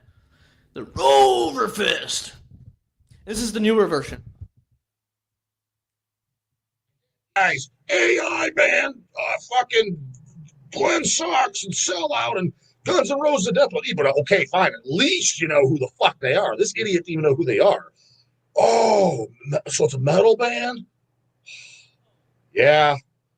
Oh, yeah, bro. I love me some fucking metal. Yeah, you like it. I'm not bullshit either. He did say it. Granted, that's just be too big of a surprise, but I guess it's guys are gonna find it extra funny because the bro said this is the first time I got in a long time. Like Pantera, bro.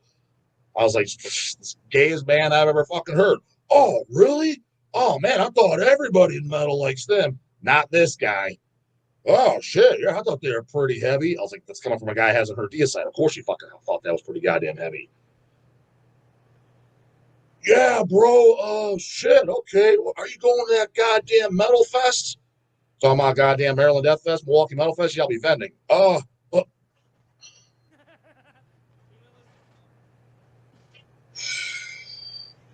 No, bro. I don't know about that. I was talking about at the goddamn the prison place out there.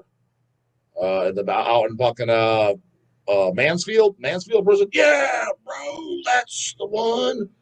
True story too. This is literally how it went down. Oh no! What the fuck's there? Oh, bro, I don't know. It's all over the place being talked about. That tells me everything I need to know. All over the place. I was like, put it to you this way, bro.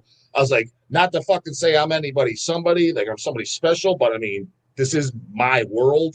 If I have no idea what you're talking about, it's a metal fest and it's within a 3-hour radius. It ain't what I'm into. No, bro, nothing but metal. They're bringing a lot of old school bands. Shit, man. So we talk. He's like, hey, bands that haven't been around in forever. Fuck. Oh shit. So we're talking goddamn what? Possessed. You know what I mean? Even though they did the goddamn comeback on, we talk about Insanity. It's fucking Slaughter Lord flying in from Australia. They're firing it back on up for a goddamn comeback. We talking about that, goddamn it. Oh no, don't know about any of that, bro. I know they got Disturbed playing. Ah, fuck me dead, bro. Why are we even talking? That's the only name you need to fucking say. I'm like, oh, dude, I won't be there. Oh, really, bro? It's supposed to be like the biggest metal festival. I was like, it's the biggest sellout poser fucking I want nothing to do with fucking fest. You got that right. Hence the reason I never fucking heard about it. Oh, shit, man. I heard nothing but good things about it. Of course you did. The fucking heaviest band you ever heard was goddamn Pantera. You just said you never even fucking heard of Deicide. Of course you heard that. I see the clientele you're hanging around with. What do you get next? What's next? ICP? Holy fucking fuck ski. True goddamn fucking story. Sounds like you're talking to one of these guys. Was this your cousin you said? Ooh, sorry to hear that, bro.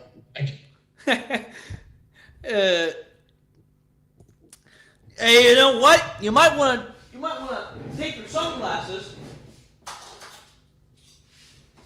and do a little one of these, you know? Polish them, because that's exactly what I just did. Free ticket over fest. Oh, dude, there was actually an update to the band that the cable guy was seeing there, and I have that clip. It's a very short one. I played it in the beginning of the stream, actually. But here you go. This is what band was at there. So this is the second time he ranted about this. Never heard of any of those, bro. No, dude, they got Machine Gun Kelly. Holy fuckski, I'd rather machine gun my fucking head off than go to that goddamn canooness. Machine Gun Kelly, Brotown. I mean, Brotown. You gotta pretend to be a functional human being.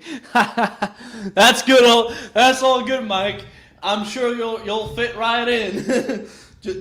As long as you're going to a special needs school, you're all right. You're going to be all right. As long as that's where you're going.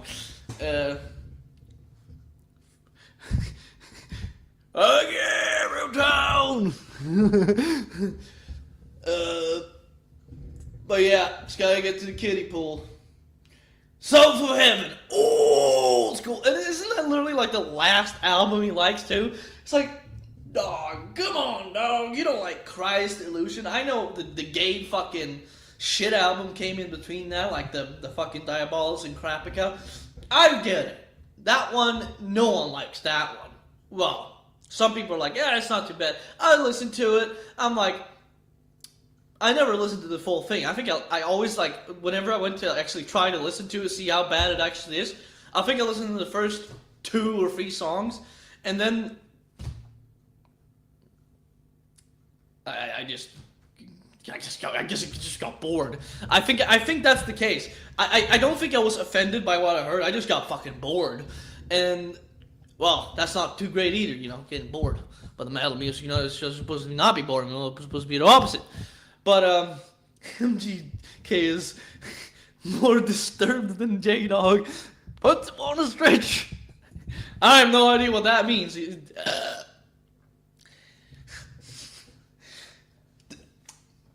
think MGK's down with the sickness, bro.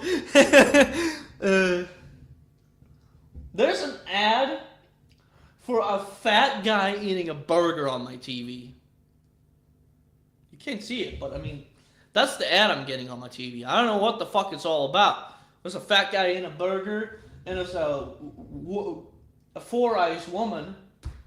She's a 4-eyes, and you got the fucking glasses, laughing at him eating a burger. I don't know what's so fucking funny about a man eating a burger, but it's a fat guy eating a burger, and it's apparently an ad for a fat guy eating a burger. Fat guy eating a burger.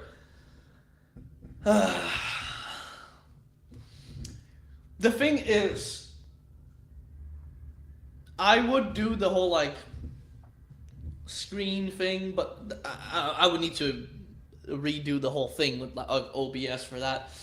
But, yeah, I'm gonna play more Tuneskis because I'm running out of things to say. What if I just played the entire Glenn Benton interview? I'm not going to, by the way, so don't get fucking excited. Don't get a boner here. But wouldn't that just be funny if just one day on one of these live streams, I just put on the Glenn Benton interview, because I have it on the USB drive, just one day, I don't know where, fucking just put it on, fucking leave the computer, because that would be funny. I think it would be fucking funny as hell, dog. What the hell's No Honor in Death? Does that one have that, is that the one where there's like the guitar solo in the beginning? I'm talking to myself here. Oh yeah, speaking of Midnight, Because It's Midnight, that's a song. Actually, there's a song called Because It's Midnight, but that's not what we're doing now. But because it is midnight, after I was playing live eating the SpaghettiOs, do you even know what that means, little Big D there? Because that is actually a reference to the guy, Unsound Productions, if you remember that one. He did the Mascots Clubber. He had a song in the beginning, but at the end, he does like a J-Dog parody, and he's like talking about like half an hour, like he's in the kitchen cooking up something in the microwave, and it's just like, oh, it's human brains or something, and it's like, oh yeah, I believe them. Sure as shit. Go check later in the trash can. Open can of SpaghettiOs. Fucking half an hour eating them SpaghettiOs. Just the most random thing ever, and ever since then, half an hour eating SpaghettiOs has been a fucking part of my vocabulary. That's one of my most favorite fucking jokes ever. I like, how do you come up with that? Half an hour of midnight eating SpaghettiOs. Fucking beats me, dude.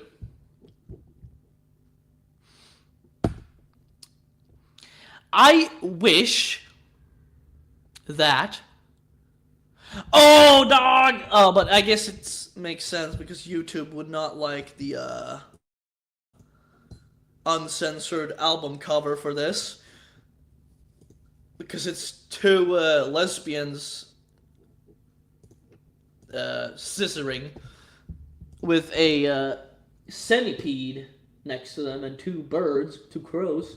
The censored version isn't really much of a censor. It's censored, but you know, it's like, I'm just saying, I see what's on the screen, brah. No, SpaghettiOs is not even a fucking, we don't even, like, if you ask someone what SpaghettiOs is in here, they're gonna look at you like you just spoke fucking Japanese to them. Cause, I mean, I guess it's popular enough to where it might have fucking seeped into the toilets of the world. But like, no one, I don't know, it's fucking...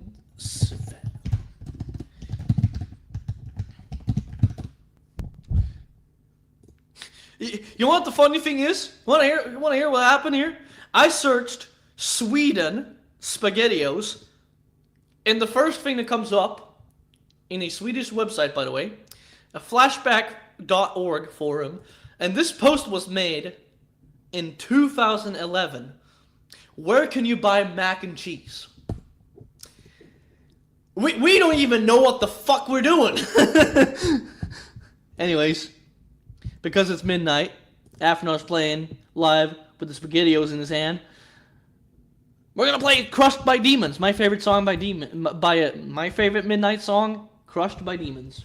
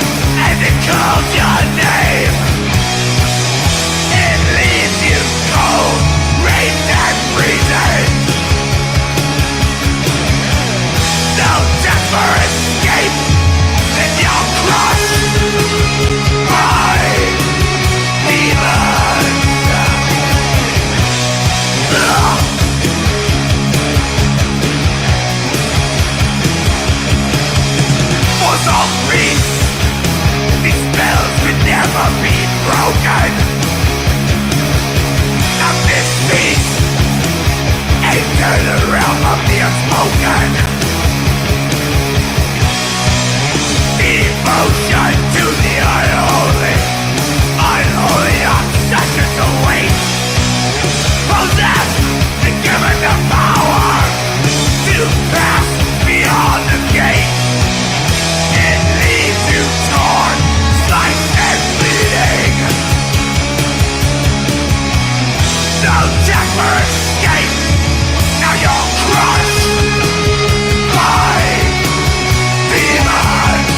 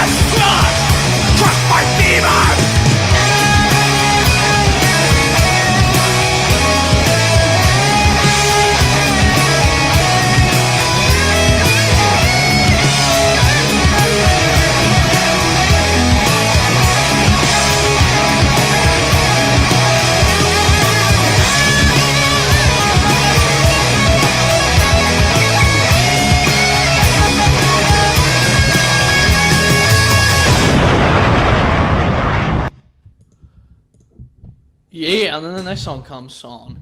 But yeah, I mean, I don't even fucking know, dude, because obviously there's much more popular American fucking things, like, you know, Level of creation! And that guitar is probably more popular than SpaghettiOs. Ah, yeah. Coca-Cola is definitely more popular. Jackson guitars too. I don't know about the creative speakers. I don't even know where the fuck they're from. I think I'm gonna hit it off with a D-side. Do I have? I have to download another one. Let's see.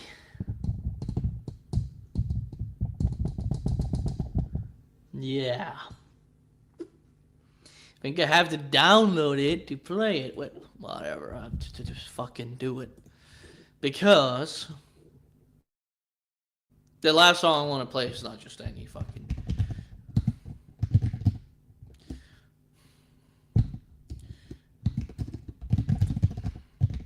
And it's not just any DSI song. Not just any old DSI. Indeed. I had mentioned this album before. Scars of the Crucifix. See if I can put it in here. Yep. Cleveland, Ohio. That's probably why they're fucking friends, honestly. Because they're so. It's a band close to his fucking. Where did you even find all of this? Did you find J-Dog first? Did you find more of Red first? Did you find fucking Drucifer first? I don't even know if you watched Drucifer, honestly. I'm out of the loop. Out of the loop, geezer. Do I have any comments on YouTube Studio?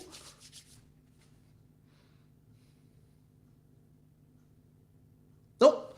Just that one guy that's saying, I hope Trey starts drinking in moderation and don't get cirrhosis of the liver. Whatever the fuck a cirrhosis is. Sure as hell ain't goat penis. That's for damn sure. Yeah. No shit, Drucifer's good, but I just don't know. Just don't know. I mean, of all the YouTubers, the I can say Drucifer is my favorite, but it's because he does the live streams. Now I know more. It's like every 2 months, maybe, if you're lucky. J-Dog does never need. If you think J-Dog, nah, I don't even know, dude. I wouldn't be surprised if J-Dog doesn't even know how to live stream. So, Drucifer, for me, the live streams, that it really carries his fucking channel for me. Is this still here? Why is this still here? Remove. Fucking.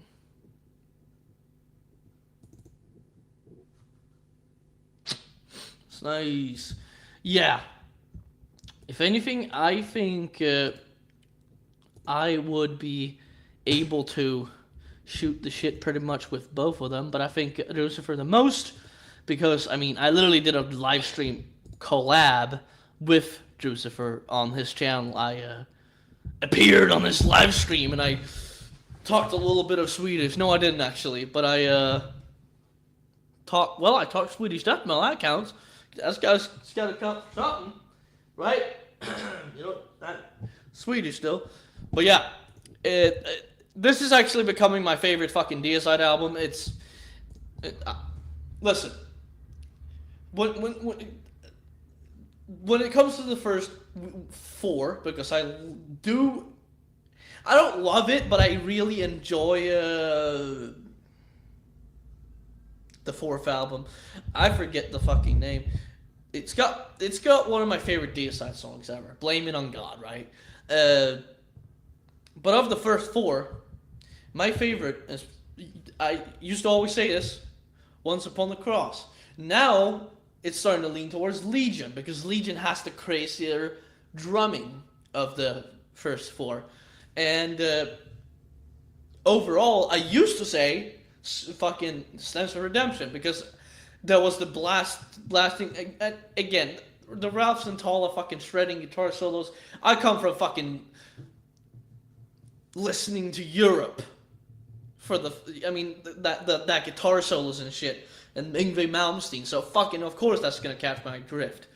But now I started listening to this fucking album again, and it's the fucking riffing now. Because I notice now, I've had my years of being into shredding. I still love fucking shredding. When I hear a good shred, I'm fucking 2 thumbs up, right? But now, the riffs are starting to catch up to me, and they're starting to become in the way that I'm starting to enjoy riffs a lot more. And in the sense that riffs are starting to become the reason why I visit songs. Of course, it was the reason before, but now it's like the main attraction sometimes. Because in this case, it's the intro riff. It's the same thing as with Stripped, Raped, and Strangled. That intro riff is the most simple fucking intro riff you could play on guitar. Right? But it's one of my favorite riffs ever. And this is one of my favorite riffs ever too. So I'm gonna end the stream with fucking Scars to the Crucifix by Deicide. And it's just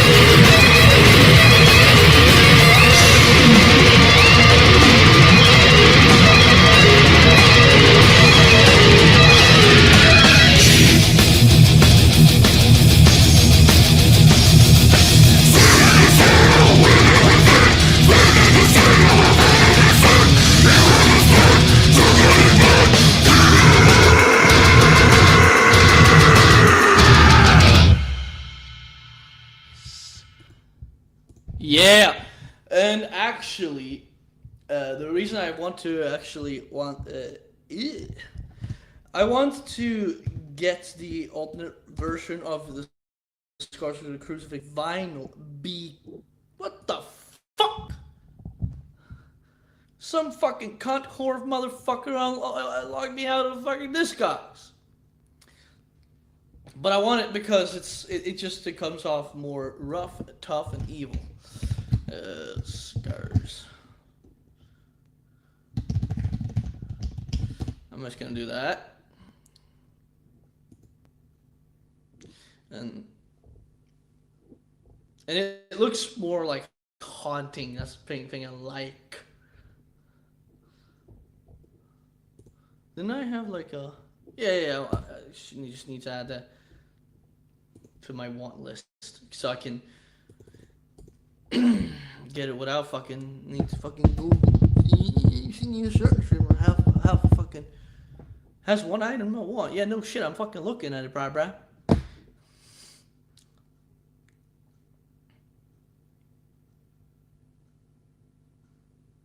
Oh, yeah, don't buy that one with OIS. So whatever the OIS Obi strip.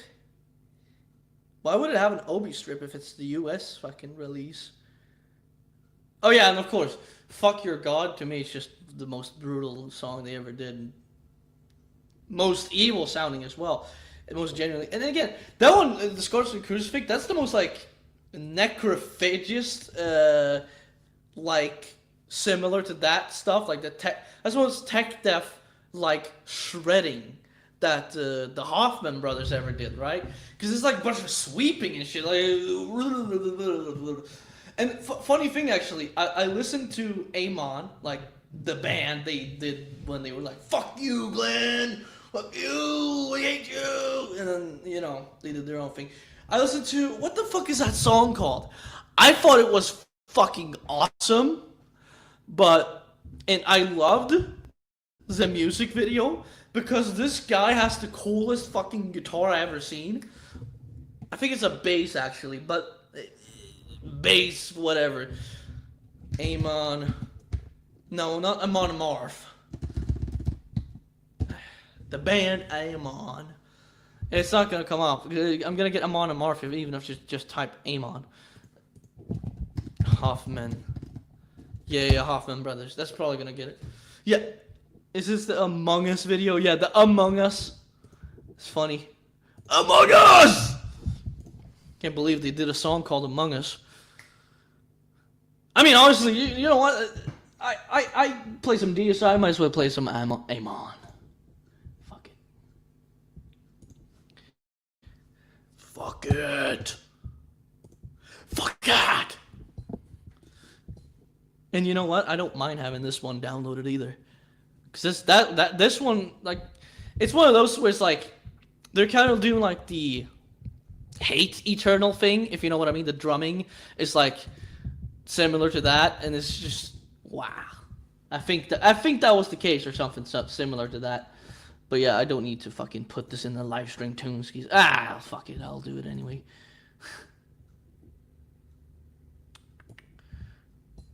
It wasn't too far down, so. Keyboard typing in stereo. Hey, at least it's not mono. Hey, at least it's not gay ass mono. Gotta have that stereo surround sound typing. Anyways, I'm using the video, so I don't know. I mean, shit. It's a fucking death metal song. It's a fucking death metal band. Surely it's not that fucking gay and cocained up and methed up the ass. Fucking. But I'll give it to them. They made a good fucking song with this one. I didn't listen to the full album, but hey, I think I'll end the stream with this one and then just chat some more probably about the same shit I'm chatting about right now.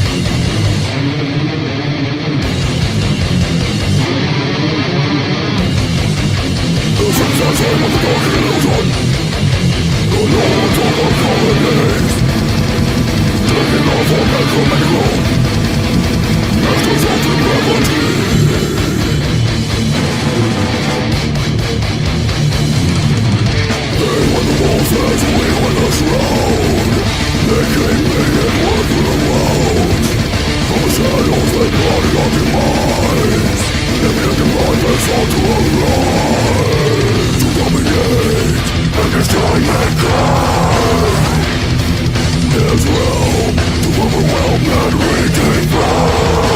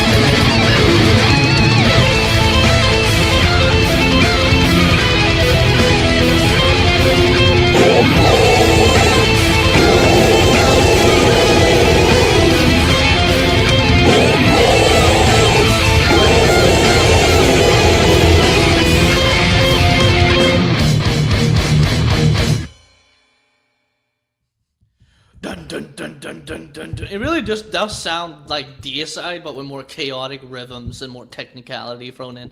Fun fact about Brian Hoffman, he actually designed the BC Rich Beast model guitar in 1999. So that one's, he is to blame for that one. I actually... It is true. I will say that video is fucking hilarious. Like every time the video like shows the guy singing, I just crack a little smile because the guy looks fucking funny as hell when he's like, like he's looking all serious. Like,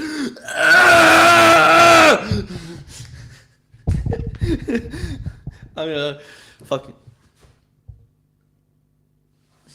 fucking neighbors probably think I'm getting stabbed in here. I wonder, like, what would you think if you heard that at 1 a.m.? I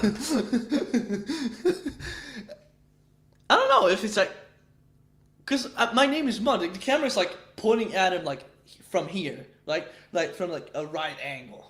like this. That's a good music video too. I like the. Oh wait, I know what you mean now. It's the strings. You're not talking about the fucking face. You're talking about the strings. I am optimally retarded. I don't even know what the fuck you meant. There you have it. I was like, what? The face? I don't know. The camera angle. No, yeah, the strings, yeah. The strings look a lot more floppy in the My Name Is Mud video, though. Which I like. I like that. I mean, this song is like super easy on bass. Really, it's just bum bum bum bum bum bum bum bum bum bum bum bum bum bum bum bum bum. Is it? It's a double slap and then double double one double double single double single double single. And it's just fumbled away. So it's a pretty. That's honestly like the easiest. But try to fucking play fucking Jerry was a race car driver, and you're gonna need fucking lube to play that song. You know, that's my best impression of the bass. The bass. Machine Gun Kelly. Holy fuck. Skis. I mean, that's fair. I found Jerry was a race car driver because it was in Guitar Hero Live, the one game where they added a button. So there's 6 buttons, but there wasn't a 6th button to this side. It was 3 buttons on top, and then they were trying to make it more realistic. I liked that because it felt more realistic to like an actual guitar and how you would fret shit and like play the song. But actually, the best moment and recollection I have of Primus is the nachos, steamy. That's the best recollection I have of that fucking band. And I honestly think the riff to Wyona's Big Beaver is one of the most hilarious sounding riffs ever made. Like, ever, just period. One of the most funny riffs sound like. Because here's the thing, there's not a lot of riffs you hear that's like, oh, that riff sounds funny. You don't really think that often. Oh, and that's from a movie? You're asking me? Hell, spells. No, I don't want to fucking. I don't even know where the fuck I'm from. I'm from Sweden.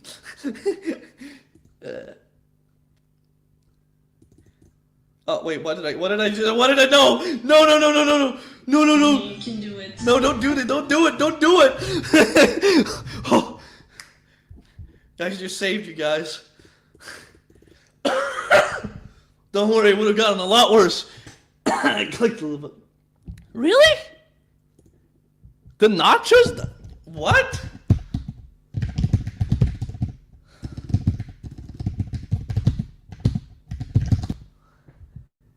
That is crazy.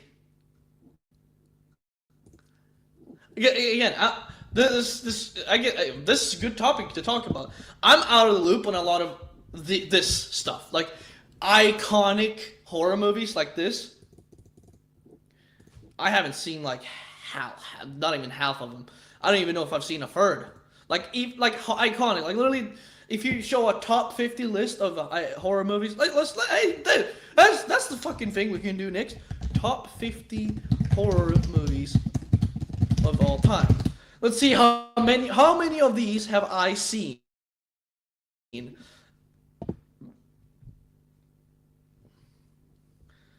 I've seen the first one I see here, I think. That's the one that I think it is. Okay, the movie It is 2. That's not all. I'm gonna be honest here, guys. It might be a good movie, but when we're talking best of all time, we're talking like old school, right? We're not talking something from 2017. The It movie. It's probably good. Haven't watched it though.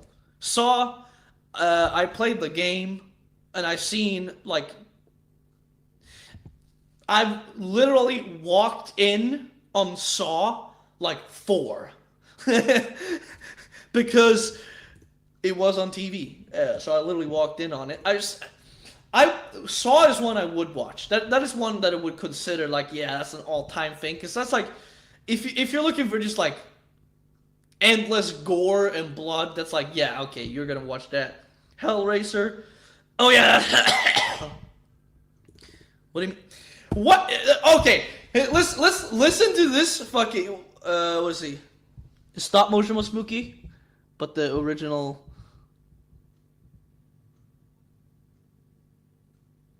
Can't be that good. Okay, stop motion was spooky. Okay. I don't know. But here, listen to this, Canunis. It's hard to remember now how different. Oh, never mind. I thought it said it's hard to remember Hellraiser when it arrived in the late 80s. I was like, what the fuck? I've known him. This is the one with Pinhead, I think. It looks like the guy Pinhead. Yeah. Okay, so it's got sadomasochist shit. So it's like sexuality, sex, fucking a dog in the ass type shit. Yeah, Pinhead. Fuck are you? Get the fuck out of here. Drag me to 2009. You shamed me. I don't know what that is. Drag me to hell. Sounds like you need to do it because I ain't seen it. Audition, 1999. Never heard of it. 2023. I'm not even gonna mention this one. 1968. The Devil Rides Out. Well, is that a movie about like fucking J-Dog riding a fucking motorcycle?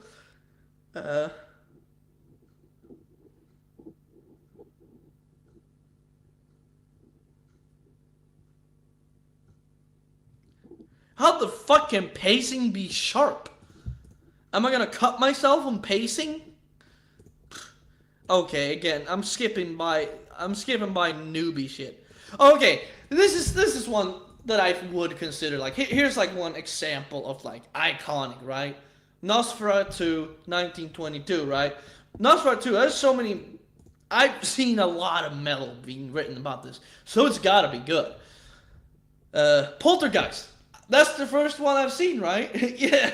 Because, I mean, I've kind of seen Saw, but Poltergeist, I've seen it start to finish, watching with big eyes, watching it on the big screen. And fun fact, I watched it in the mid-2000s with one of those fucking box TVs, fucking, you know what I'm talking about, right?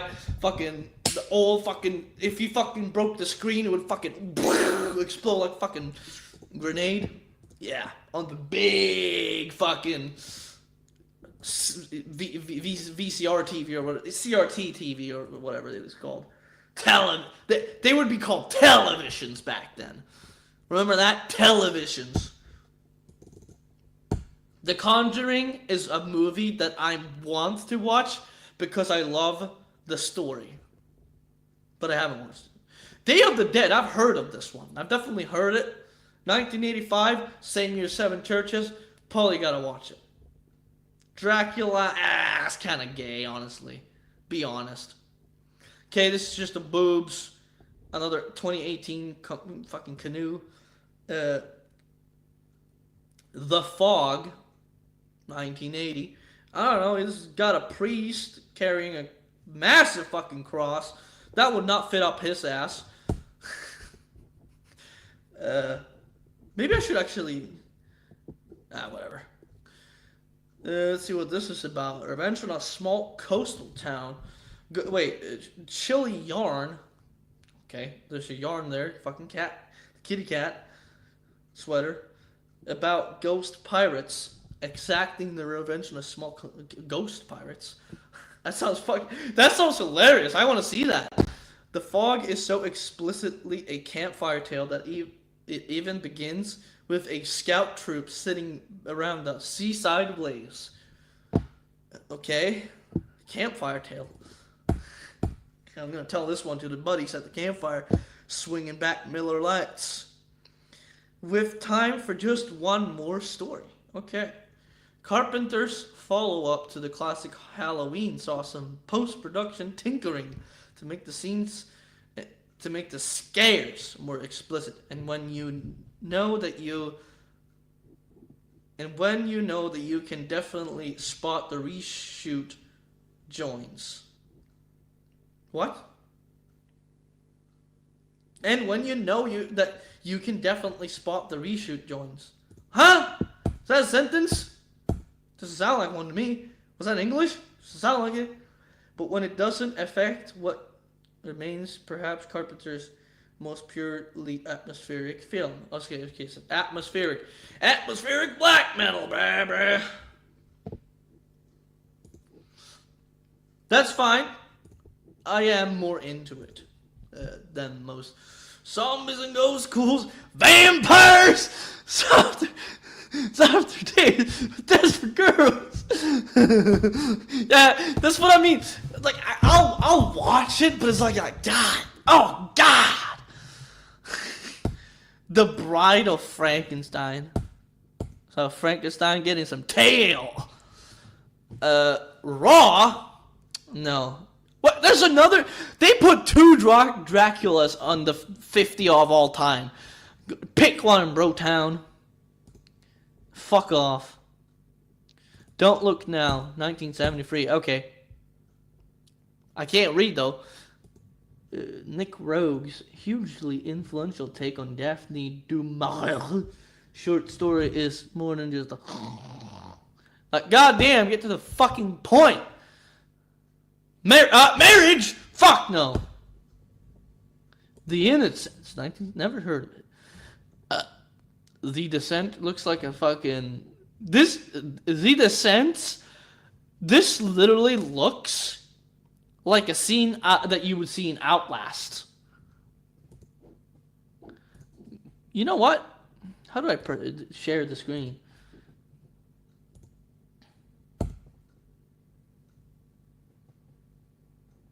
Because I should have shared the screen a little while ago. Oh! Is this sharing? How about the whole fucking screen? There you go. You can see what time it is for me. Oh, yeah. Wait. Let me put myself in the corner. Oh, yeah. There we go. We got a little browser there so you can see what the fuck's going on. See, this fucking guy here. I like this guy. It looks like a fucking... This literally looks like a screenshot from Outlast, the game. And Outlast is literally the only game that made me fucking piss my pants. The Witch. See, this is what I'm talking about. Fucking 2015. What the hell is this? 28 days later. The funny thing is, I've technically watched this movie, but in the terms of GTA San Andreas. Because someone made like a parody, quote unquote, like a tribute thing. Like they made this but in GTA San Andreas. So I technically I watched it, but not really. This is one that I would watch. The Night of the Living Dead. Yeah, I should watch this one. This one's like that's one of those that this is iconic. That this is worth being on here. Like this should be on here. I recognize this black guy, but young black American. I mean, his middle-class girlfriend's parents over a nightmarish weekend. Yep. Social act. What the fuck is this gay shit? Winning best screenplay. Okay, well. Sus. So this is sus. She's sus with a knife. Suspiria, 1977. Never fucking heard of it. Italian... here's the thing. They just talk about, around it. They don't talk about the fucking movie. The Texas St. Charles... The Texas Chainsaw Massacre. I should watch this. What? What the fuck? Okay, listen. This is what I'm talking about. 5 years after Scooby-Doo first aired. Not sure why we're talking about fucking Scooby-Doo. Tobe Hooper immediately put some teenagers in a blue van to endure a scary mystery. Their experience was rather different. This is funny because I think I know. It's the Volkswagen van. Maybe they should have brought a dog. Oh, what the fuck? This is literally a horrible fucking story about people dying. They're like, maybe we should have brought a dog. Really fucking joking about Scooby-Doo. Although it's doubtful it would have helped them. Yeah, no fucking shit. Actually quite light on gore. The texture changed on Mexico. I turned into a little fucking anime girl trying to pronounce that. Nevertheless, remains a uniquely gnarly punishing experience. Cool, I don't want to read more because The Omen, 1976. Okay, Boise! Okay, Muddy Need, Conquer Smashing Little Blighters, whatever the fuck that means. All running around and falling over. Yeah, okay, well that makes sense. And in Richard Donner's Timeless Chiller, turning out to be the anti. Oh, so this is about evil kids. Like they're fucking devil children. An unwitting adoption of the devil child Damien. Oh, so this is literally just Lucius, but in a movie. It might have been based off of this, I mean, to be fair. So it's essentially if Lucius was a movie. It's like an anti-fucking devil child, okay? That's definitely going on back burner. I think. That's like what I mean, like, what is he?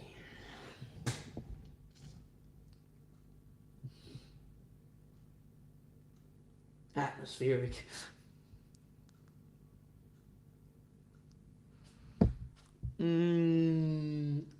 Dario and Made Demons.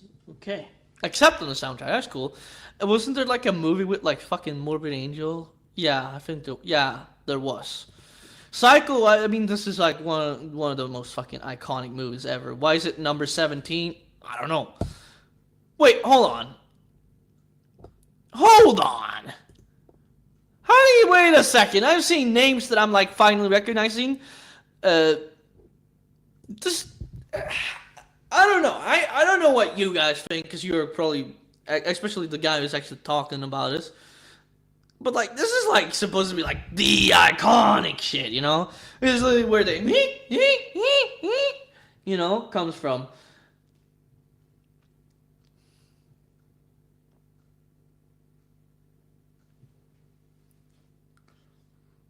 Like that's like literally one of the horror movie scenes ever. Right? Like, and here's the thing, is this Ring or The Ring? Because there's a difference, right?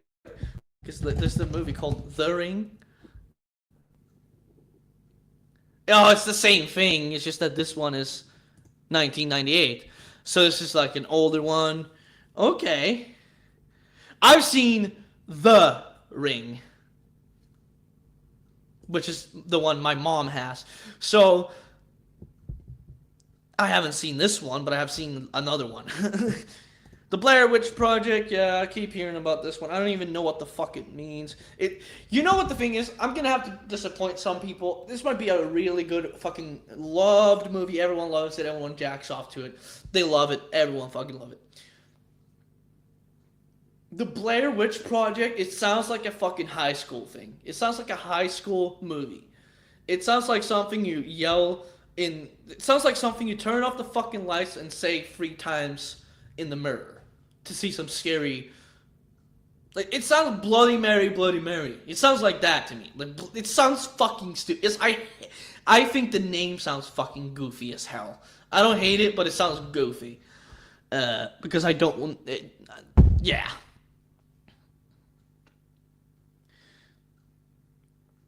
What is it about, anyways? The movie could be great, but the name is fucked. I mean, again, it doesn't really say much anything. Dawn of the Dead. This is the one the Nunslaughter guy is... Oh, it really does.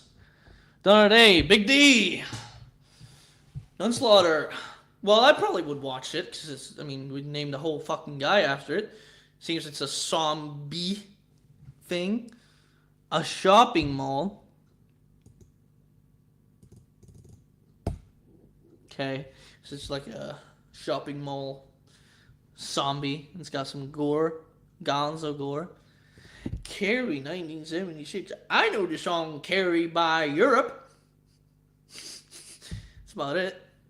It's pretty bloody though. Bloody America. The most super puberty. Stephen King's novel recognized the trials of adolescence as ripe ground for horror. Huh. So it's essentially a movie about puberty and horror. Fuck it. The American Werewolf. I don't know. When it says something like that, it has another like.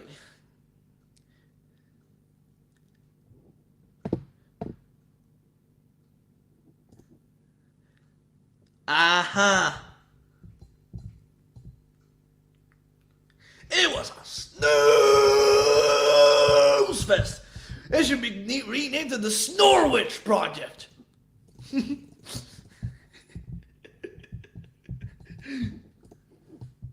I mean, honestly, dude.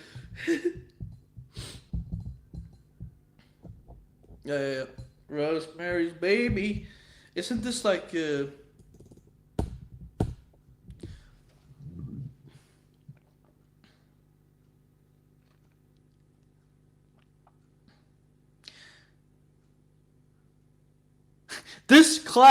This occult classic is no movie to watch when you're considering settling down to family life or planning for a foray into the property market. Neighbors quite literally are a hellish proposition for Mia Farrow and John Cassavetes. Newlyweds as they settle into their new Manhattan brownstone. Well, there's the fucking problem. You fucking picked the house in Manhattan. Fucking these people. Outside their four walls, dark forces swirl. So it's like a chocolate swirl, like at McDonald's, like one of those milkshakes. And we're not talking about the Veller furniture. The film's commanding tight interior scenes. I didn't know it was about interior designs. And mood of slowly building paranoia make what follows claustrophobic and endlessly creepy. Oh, is this like closed spaces and stuff? It sounds pretty familiar. The Wicker Man. So this is what the Iron Maiden wrote a song about. The most impressive 1 foot kick pattern by Nico McBrain, where he literally does like essentially blasting with his fucking 1 foot on the kick. Well, I mean, if Iron Maiden wrote a song about it, it's probably a good movie. So I'm not even gonna read. Nightmare on Elm Street. Yeah, I think. Wait, is this Freddy? Yeah, I've seen. Here's the thing. Yeah, I don't know if we skip past that one. Wait, which one? Oh, holy shit. Anthony LaVey made a cameo in it. In I'm stuttering. In Rosemary's Baby? Holy fuck.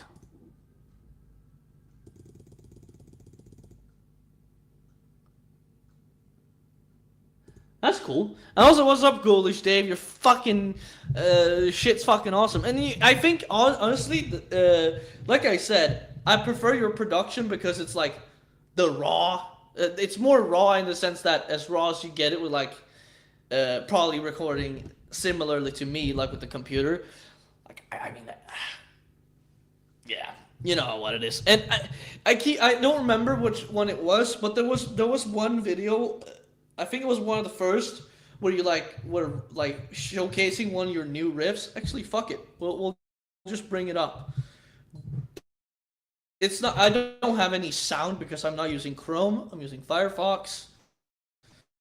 But I'll just bring it up. Can I just hide this? Okay, good. see. It was like my favorite. It's my favorite riff I've heard you compose so far. But I'm trying to remember which one it is. I think it's the. Is it the first one you did? Yeah. Is it? I think so. I think it's the first one you did. This one, ghoulish new riffs. The riff you were fucking putting in there. Oh man, that fucking kicked my nuts into my fucking stomach. Holy fuck! Like with the trem picking and shit. God damn. I can't wait to hear that as a song. That's what I'm saying. Especially that one. But yeah, Nightmare on Elm Street. I've seen it, but it's like I've seen it when I was so young that I don't remember. I need to rewatch it.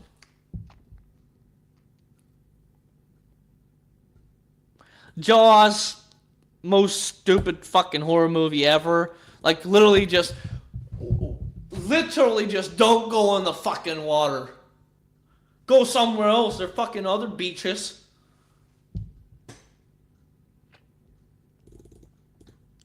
Here we go. Here's the one I'm familiar with. The Exorcist. I mean, if not, I don't know. I don't know.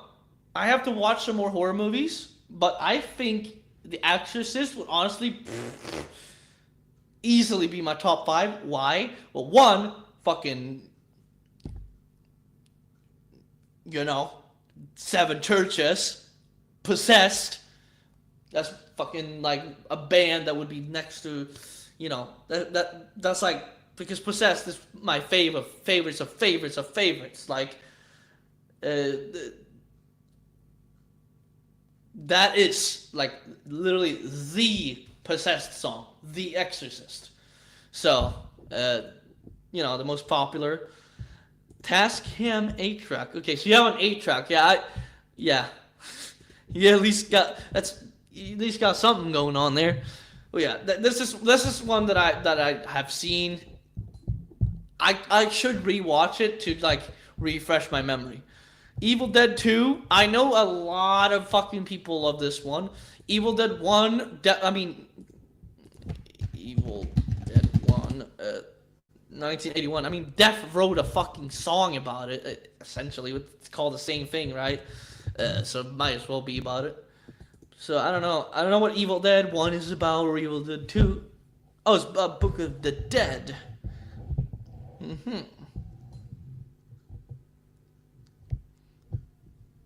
I don't know. I might see. Scream. I mean, does anyone really take this one seriously? I mean, it's a goofy fucking mask guy just running around killing people. Yeah, would it be scary if someone chased you down with a knife? Yeah, but you don't need a fucking goofy ass looking mask for that to happen. I don't know, dude. The Thing, yeah, that's probably up there. Halloween, yeah. Alien, yeah.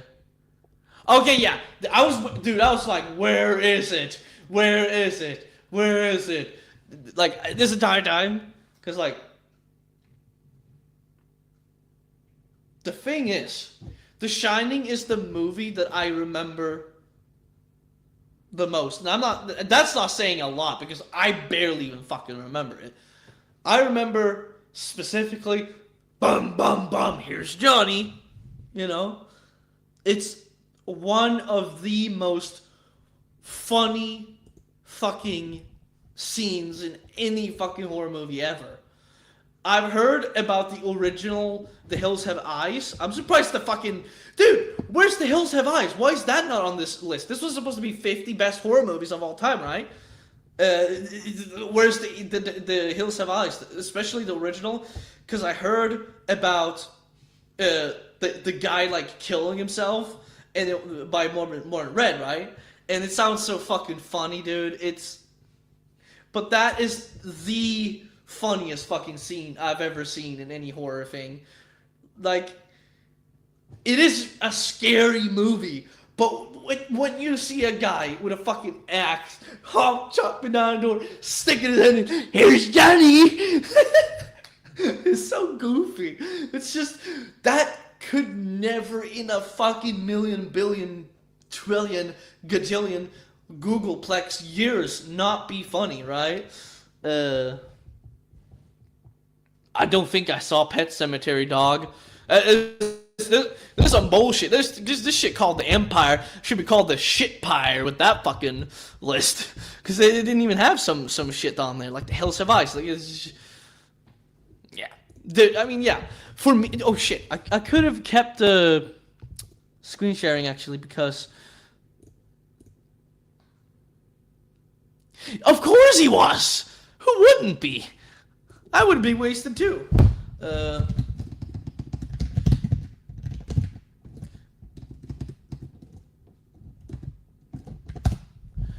Here we go. This one scared little me. When I was little, I saw this movie and I was scared by it. It is a horror movie.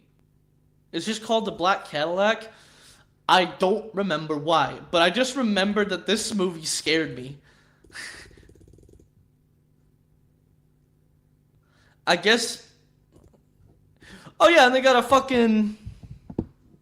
Is that a Saab? I think that's a Swedish car right there, and they're being chased by the black Cadillac. I know it was scary for me when I was a little old wee lad. That is the one that scared me. You got scared by this. I don't think I was scared by The Shining when I watched it, eh? Because it was never scary for me, eh? Because I mean, I think by the time I saw that one, I've already seen like The Exorcist and shit. And The Exorcist was like one of the first things I saw that was like horror, and I saw that like being 6-7 years old. That's like some shit you will have nightmares at that age, right? If you see it. But I think when I watched The Shining, I was watching it with my mom. We were probably having snacks and shit. It's just a classic. I think that's like the ultimate, like, let's watch a horror movie and enjoy watching it, right? Because it's like, as morbid as it sounds, it's a fun watch. The Exorcist now would be a fun watch. It's morbid and dark to describe it as fun, because it's like a horror movie. But I would say the same thing for like it's literally the same thing as enjoying the lyrics on Necropedophile by Cannibal Corpse. It's the shock, you know. It's fun. It's fun to see the horrors of the darkness and evil. Yeah. Yeah. And apparently there's like a blood scene. Yeah. Elevator of blood. Apparently that really scared my friend Pollock.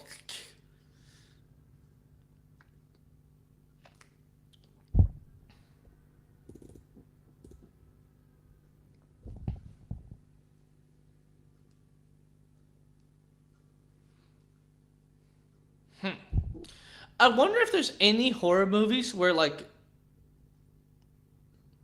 there probably is.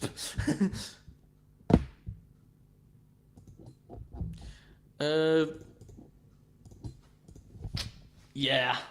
Let's see. Yeah, Chucky is like, that one didn't scare me when I watched it as a kid. Like, honestly, I watched that as a kid and it was funny. Because, you got the scene, like, the first scene is the only, honestly, the only, like, horrible scene is the first scene, right? With the kid getting run over by the fucking semi. That's the only horrible part of that movie. The actual Chucky part is like, I mean, come on, that's fucking, that's fucking comedy right there. But those are, that's essentially what I like. I mean, I like funny horror movies as well. I think if I watch fucking the Nightmare on Elm Street, but I'm gonna call it, if I watch Freddy Krueger now, I'm gonna be fucking laughing. Like Freddy Krueger, he's a goofy fucking guy, right? He's a goofy looking horror character. Fucking seem to have gotten a full scar on my tongue here, so it's hurting my fucking shit in there. But it's like I enjoy it, you know. But yeah, the most recent horror movie I watched was the one with incantation literally in the movie. Horror movie with incantation. No! Banned.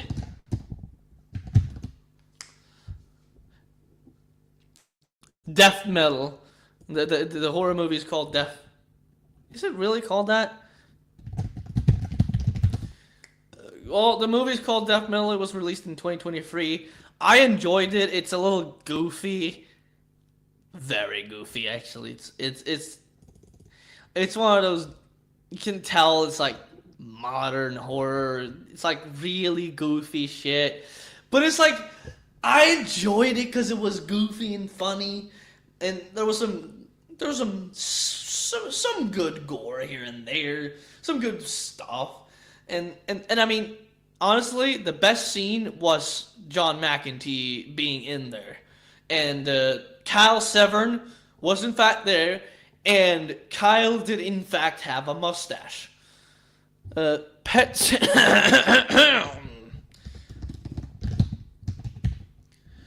I think it rings a bell, actually.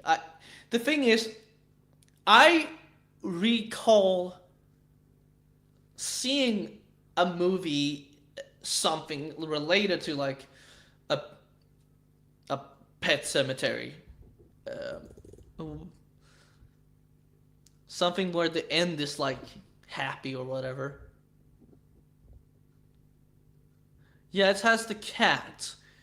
I think I've seen this one. I probably watched. It's Stephen King. So here's the deal. Stephen King. Any like Stephen King like based movies, if it's like the most popular ones, I've probably seen them with my mom. Don't remember a fucking thing. Like for example, the movie version of Cujo, however the fuck you say it. I can say Cujo, and in my Swedish accent. That was like, I don't know why, but that was like fucking pissing my pants level scary. Okay, well I don't remember correctly because, you know, but I remember specifically the movie version of Cujo. I was fucking pissing my pants to that one. But I don't remember why. Because it's just like a dog with rabies.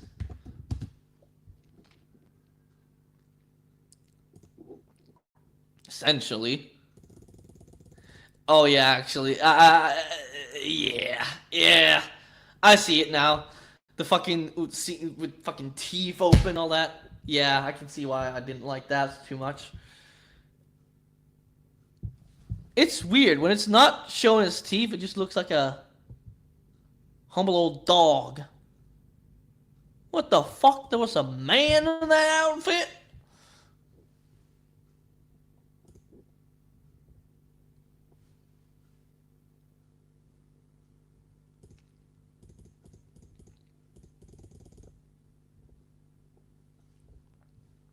Yeah, that was pretty good. Oh, yeah. Dog with rabies, scariest movie in the universe. Hey, man, don't fuck with them dogs. Definitely don't do that. We're closing in on almost 4 hours. Fucking podcast length here. I don't usually even go this long, but it's like people keep popping in, having chats. I'm not playing another day. Think, do I have it still? Because Ghoulish Dave might not have. Oh, fuck it, I downloaded it again. It's just a slight inconvenience having to download it and put it in the fucking. Oh wait, you did hear it, but I might fucking.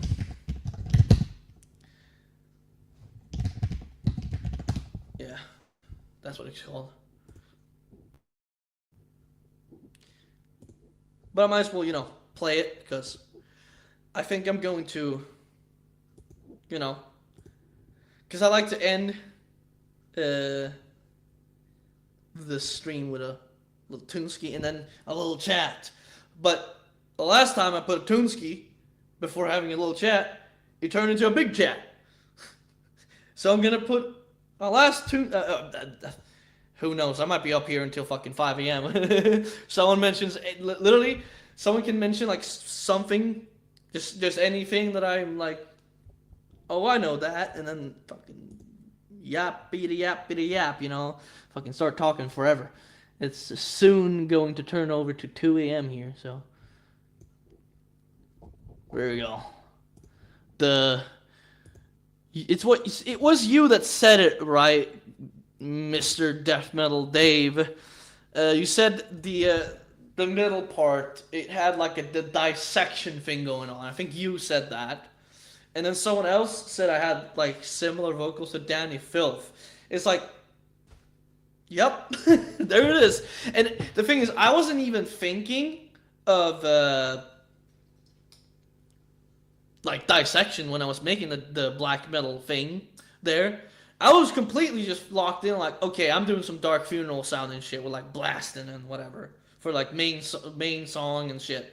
And I just was like, I'm gonna have like a triplet thing here with the melodic like lead guitar, just because that's the shit that's what I like to hear. I like when there's a blasting part, a little groovy part with some melody, and then some blasting and shredding, Pretty simple.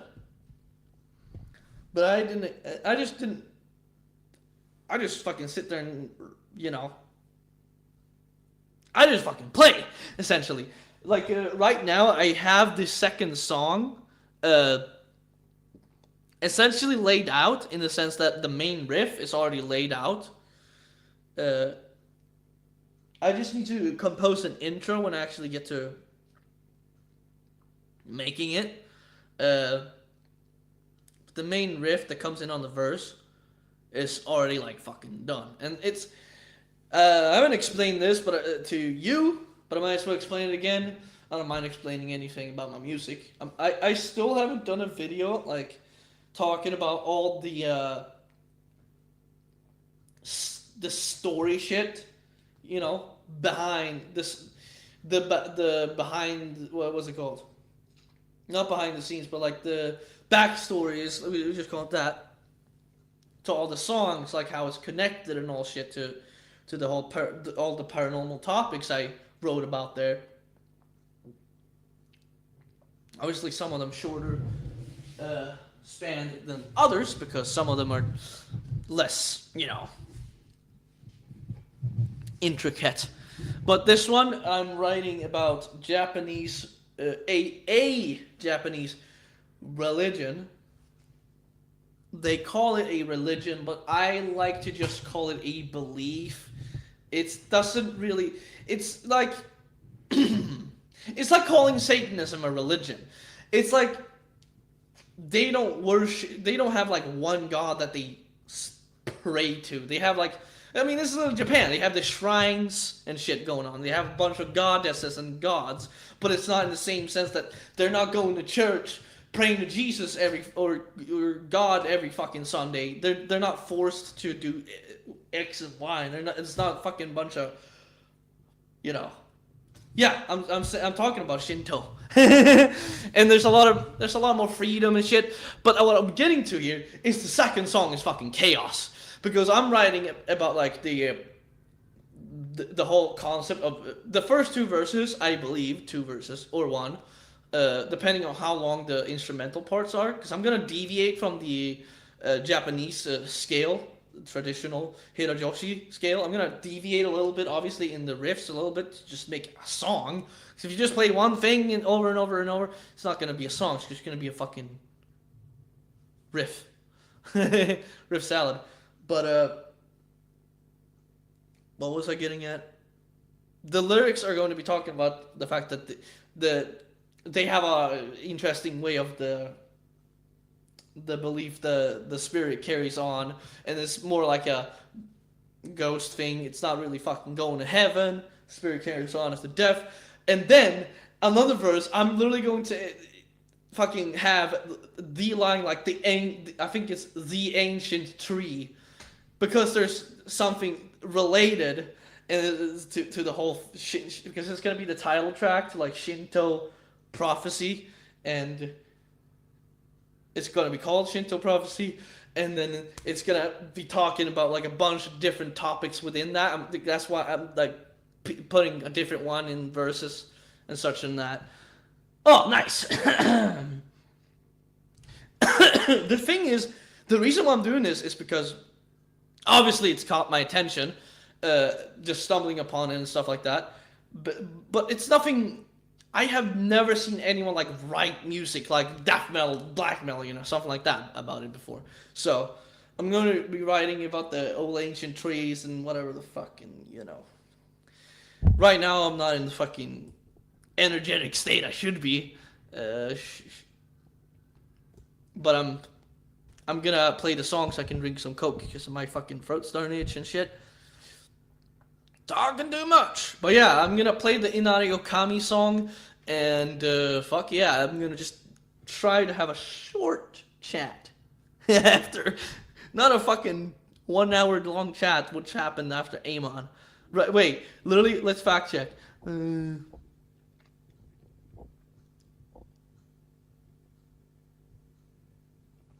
Yep, literally an hour.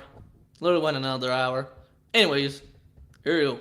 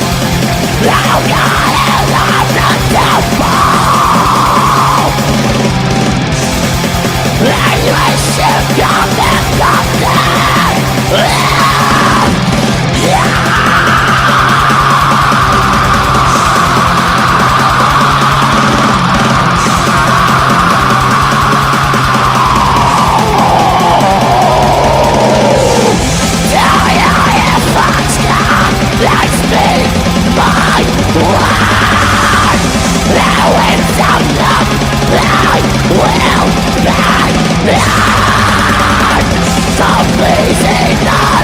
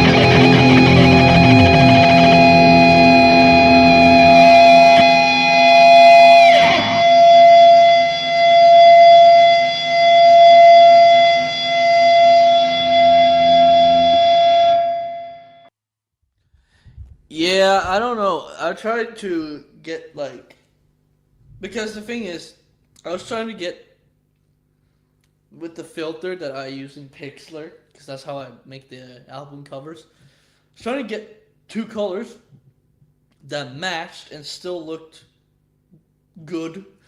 And I tried all the cool ones, and none of the cool ones ended up working. So I just ended up with the vaporwave looking thing, but it, whatever. But yeah, actually, that, about this, the leads, usually, for Paranormal did this, the Paranormal Mind. I will do this for the Dark Tribute, I believe.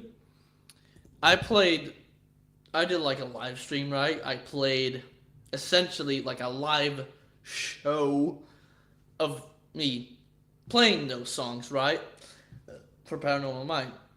Dark Tribute Part 2, I'm probably going to be able to do the songs. Yeah. At least all the songs that are in C standard, I'm going to be able to do.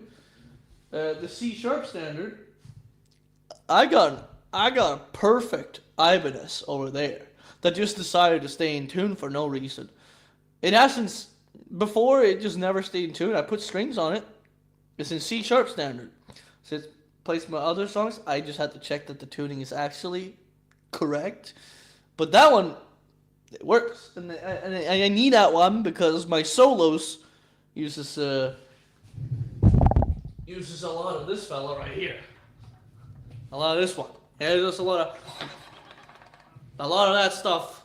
I when you have it, you gotta use it, right? And of course, I used to just have this Venom Sprayer sticker. That's a death metal band that's gone.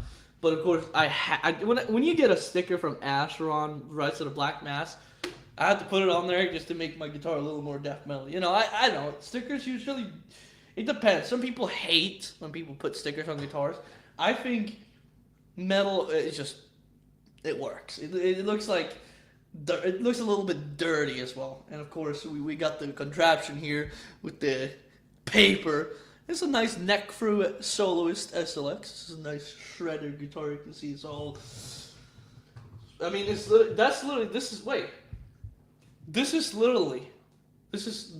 guitar. I explained this before in the stream, but I might as well since Ghoulish Dave hasn't heard this little story. This guitar is literally what started Suicidal Crime. The song I claim my first proper song, Brutalized Epicness in 2018. That's this guitar, but an E standard. So that was my first proper metal song. It was like a thrash death, right? A thrash death song. My idea was that I was gonna do the chugging thing. Here's what I did. I hit record and just chugged forever, and what I had in here in my head for my first proper song, which turned out thrash death because of the vocals. The vocals are like death growls, but the riffing is like pure thrash.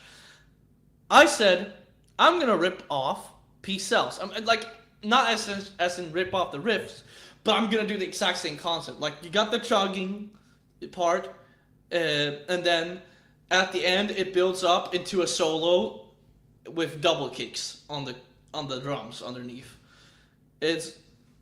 Wait, shit, I got that. And I have that one. So actually, shit, I guess that's the last one. Because I don't believe I can fly. But I do have that one. Yes, I have it. And this song, to this day, it's literally my first proper song, recorded on that guitar. My first proper song with full instruments, like guitar, bass, drums, vocals. The vocals were recorded on a laptop mic. Now I have this one. I had this one. This is an SE Electronics. But here's the reason why I have a microphone here is so that this one doesn't fall over. Because this one's a little heavier than this one. So when it's leaning like that and pointing at me, you know, professional over here. I'm a professional. This is how you see that there's no production going on. I just get my tone and hit record. I just needed to figure out how to get a good tone, I guess, because Bias Effects is the same thing I've been using since this, and this tone. I mean, I don't mind it. I like it for what it is, but like, would I use it now? No, because it has way too much gain for a rhythm tone. But I mean, like, because here's the thing: when you put too much gain on a rhythm tone on like a VST, like a virtual program, like virtual instrument plugin, right? It starts doing like sounds like it sounds like wind. When you chug and stop playing, it sounds like shit. Even so even when you have like the noise gate, it's like chug sounds like fucking shit and volcano erupting in your ass. So that was the problem. I should have turned on the gain knob, and you know, but it was my first proper song. I wasn't thinking that much, but still to this day, I think this is in my top 5 best guitar solos ever recorded at the end. So shit, I might as well end it with this one because this is literally my first proper song with all the instruments and shit, you know. And it has one of my personal favorite guitar solos of my own that I ever did because of the just execution. And essentially just think of Peace Cells because it's gonna sound not like it, but you're gonna understand with like the drums at the end.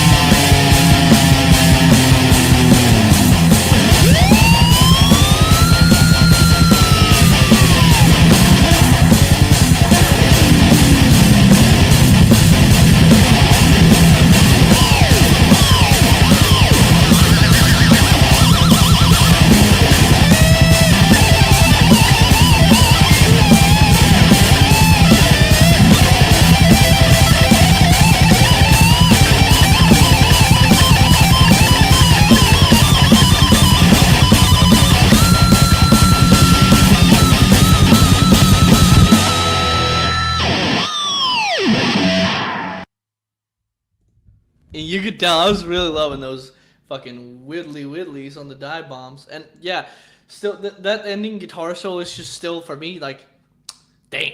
That's one of those like, I really did that. And that's another one, I think,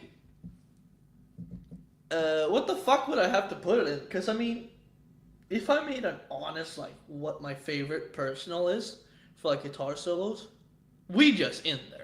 Like of Paranormal Mind, because we just like the fucking, you know, Scaroonie. I think most of them would be like recent albums too, because like it's that one, probably the Angel of Death, the Angel of Death. Yeah, see, I really couldn't come up with something unique there for my actual first album. I literally just took the fucking title and added a "the" to it. It's the Angel of Death. It's not even. It's like who's Slayer to think they're the Angel of Death? I'm the Angel of Death. That's one fucking hell. Yeah, it would really go somewhere like that. Like, what the fuck would I put myself in? Because a lot of this shit is like, the funny thing as well, Brutalized Epicness, like, there's three solos, right? There's the intro solo and then there's the middle solo. I love those two solos, like the first one and the middle one too. And then the last one is my favorite. That's one of those, like, I did that solos. I did a Decapitated Epicness song, literally like the same concept, just because of this, the Brutalized Epicness song. I did essentially a sequel to it. I thought it was so good I wanted a sequel. It's like, you know, you got Star Wars, now you get Star Wars 2. And so it was probably, I mean, honestly, top 5 would probably be Brutalized Epicness, and then it would be the Angel of Death, because after that, guitar solo wise, I think we're jumping ahead into this remembered mind would probably be number 3, honestly. Oh, dude, actually, Black Ice would be. It's a tie between Disremembered Mind and Black Ice, because Black Ice is a black metal song I did, and that guitar, oh my god, that guitar solo literally gives me goosebumps. So that number 3 is a tie. Good to know. None of these.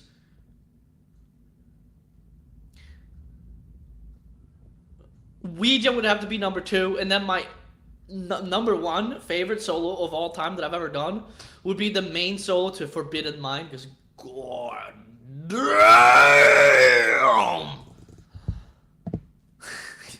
Like, I know Pollock likes my guitar solo in what's it called? The motherfucker. In Demon Seed the most. That's his favorite guitar solo of mine. That's fair. Demon Seed is like, that's my Freebird. Demon Seed is my fucking Sweet Child of Mine, Eruption, etc., etc. You know, one of those.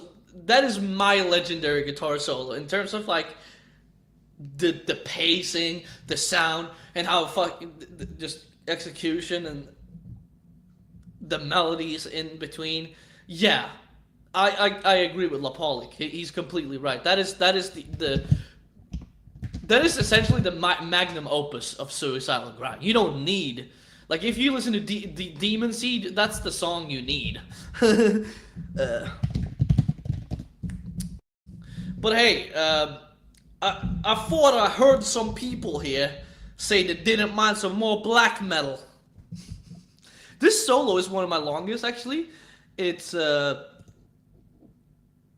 have a video of me playing it. The video was 1 minute 59 seconds, but I think I'm probably not playing the guitar solo that entire time.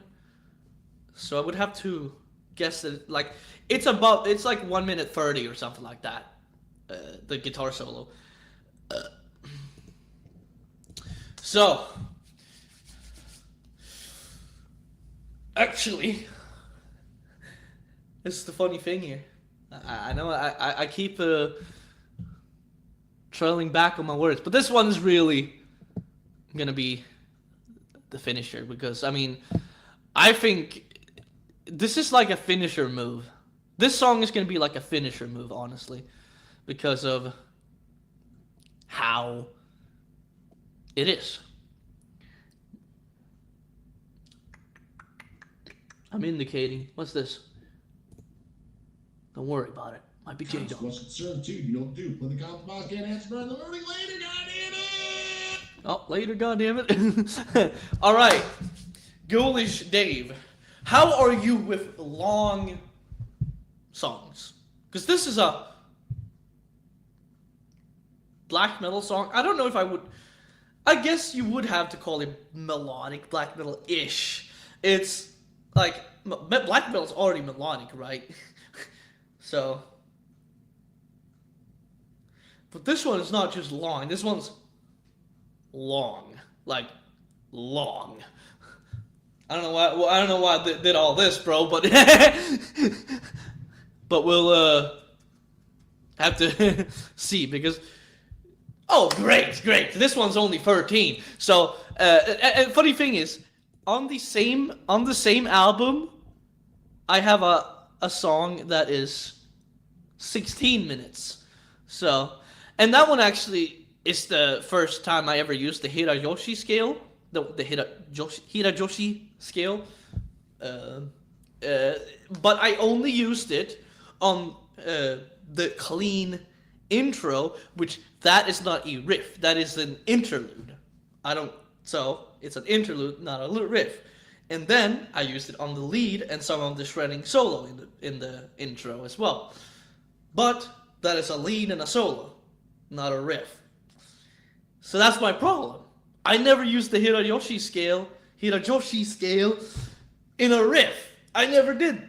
because what I did on the guitar is like down, down, like just metal essentially, and it sounded like Nile essentially. It sounded like Nile if they went to Japan, but this is gonna sound like black metal.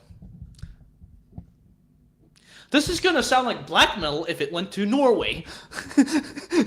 Here you go, Black Ice by Suicide Grind.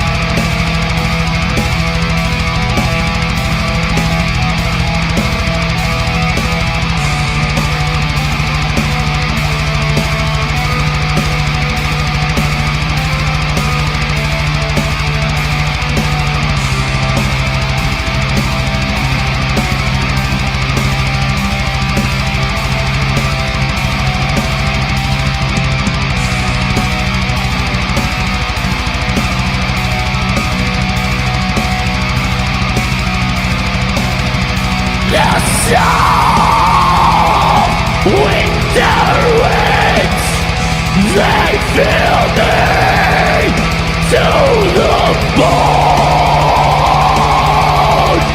with sensations of joy, to be engaged in the eyes is not a dream but a compulsory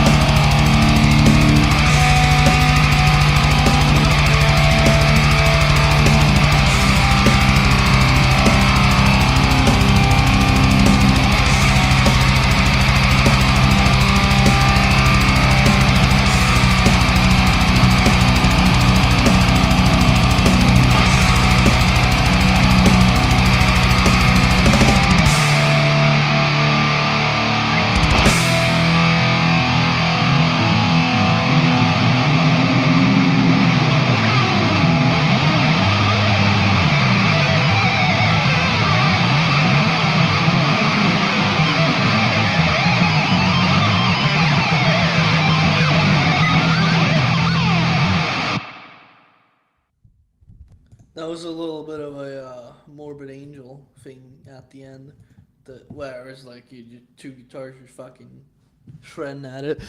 But yeah, that is a black metal song. It's definitely melodic black metal. I changed my mind as I heard it. That's the thing. When you don't hear your own song, like even before I started it, I forgot about like the little change up that happens at 8 minutes. I was gonna say in the middle, but that's not really the middle because 8 plus 8 is 16, and that's 13. So that's not gonna work out right now, is it? That one. The funny thing is, the highlight really is the guitar solo, and it's like in the middle or something, like 4 or 5 minutes in, right? And it's like a minute further long guitar solo. It's just. That's one of those, again, for that one, I'm like, I really did that, but not because it's like, it's not necessarily impressive, but it's like the melody. And sometimes you really grab the melody by the balls and fucking punch it in there, and it just fucking works when you do the leads.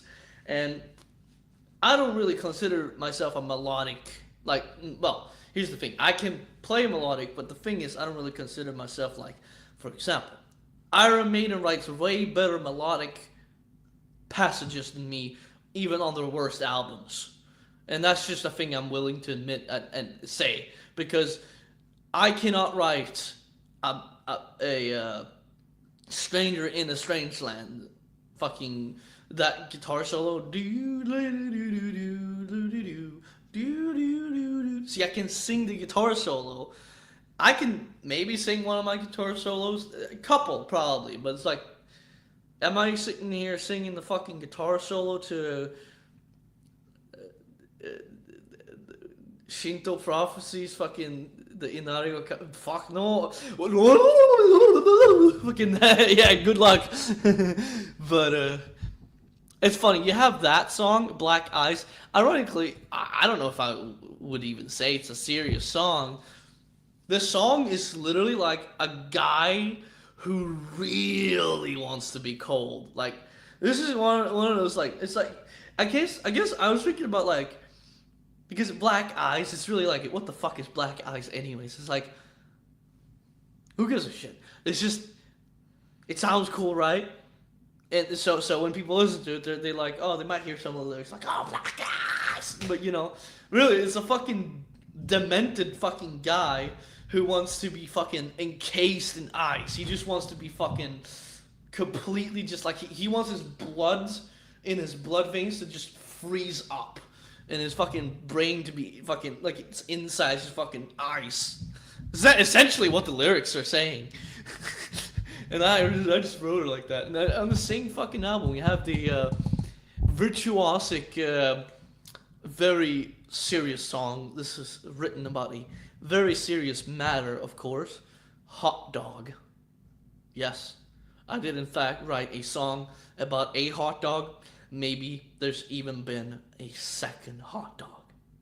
The 9/11 of hot dogs. And I wrote a song about Greta, my cat, which literally has a sample of my cat with distortion. And then I wrote a super serious song that talked about depression on the same album. And also lethal misinformation, writing about wanting, you can say this, writing about wanting to kill somebody who's like trying to fucking ruin your life, essentially. It's a story. Because I like writing stories, eh? There it is again. Fucking Canada.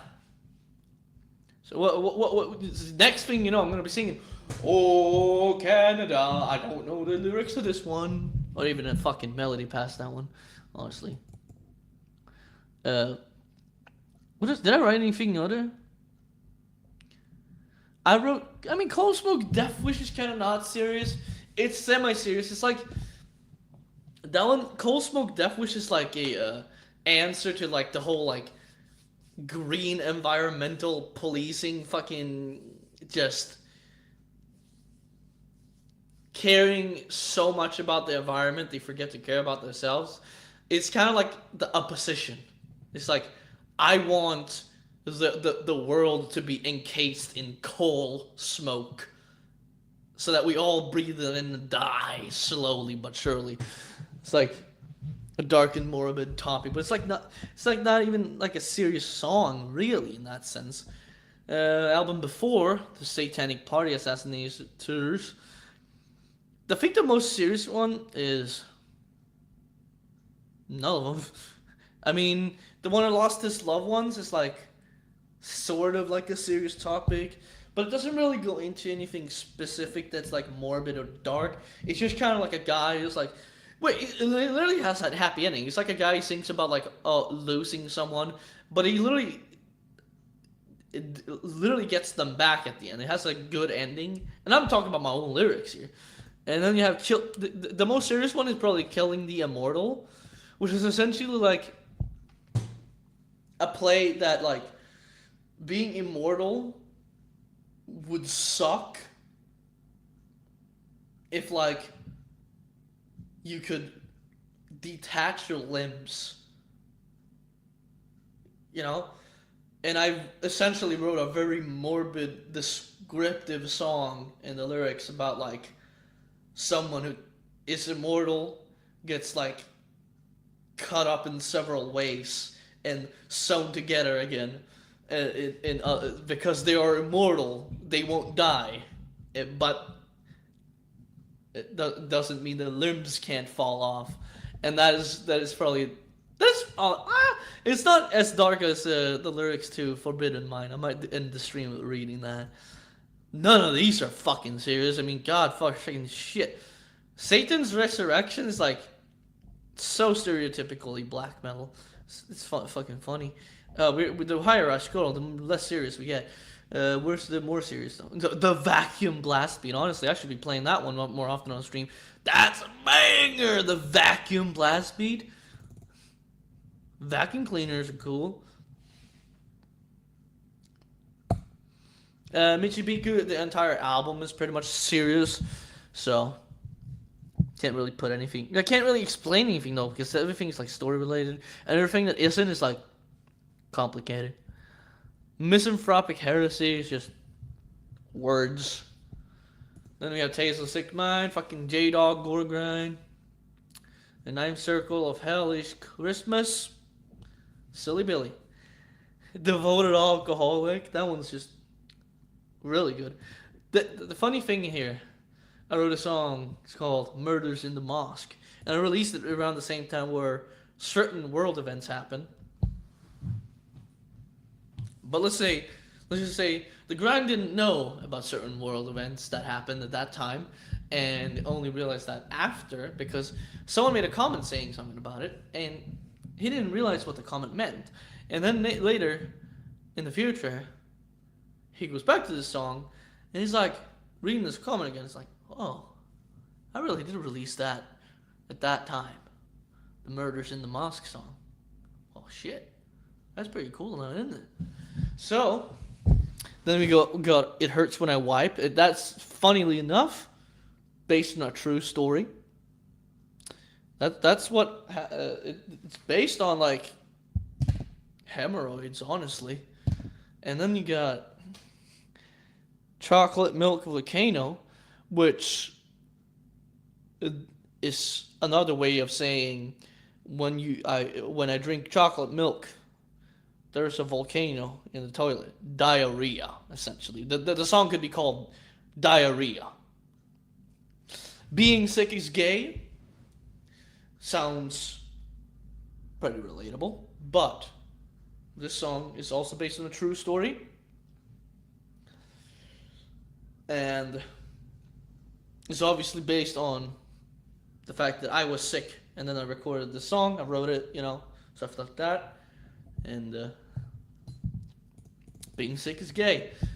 One of the most catchy chorus is, I think it's, kill me now, I'd rather be dead. I'd feel better with a severed head. Bleeding out on the fucking floor would be better than taking this anymore. And I love that, this little fucking chorus. And then we got Miku Goes to the Liquor Store, the Nun Slaughter After Party. Based on a true story, by the way. My Cat Likes Gore Grind, featuring Nick on guitar solo. Based on a true story, of course. My cat did, in fact, like Gore Grind. Mike Browning, so the Nocturnus guy, and original motherfucker of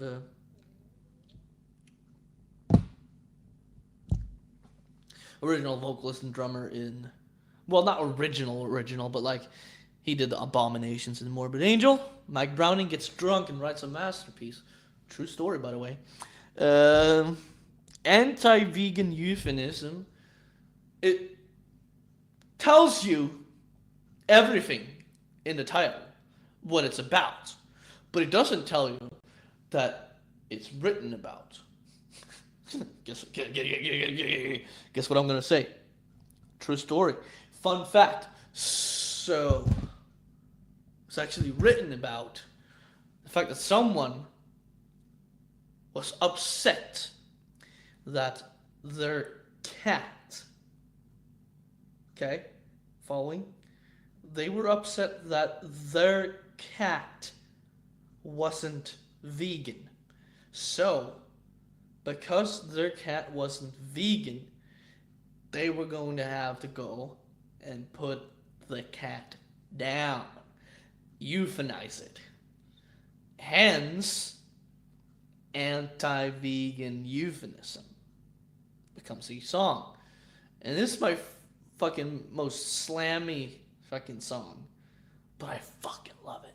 So good. The lyrics, fucking killer. Carl Sanders goes to Egypt to battle Anubis. Based on a true story, obviously. And Thrown in Sludge, based on Autopsy. Forbidden Mind, based on just the most vile, sick atrocities. Shall we read it? Shall we ever?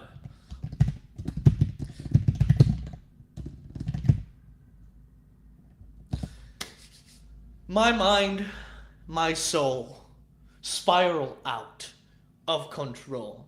For now, it's time to fucking rock and roll. See, I didn't entirely want to rhyme, but come on. that is just perfect line.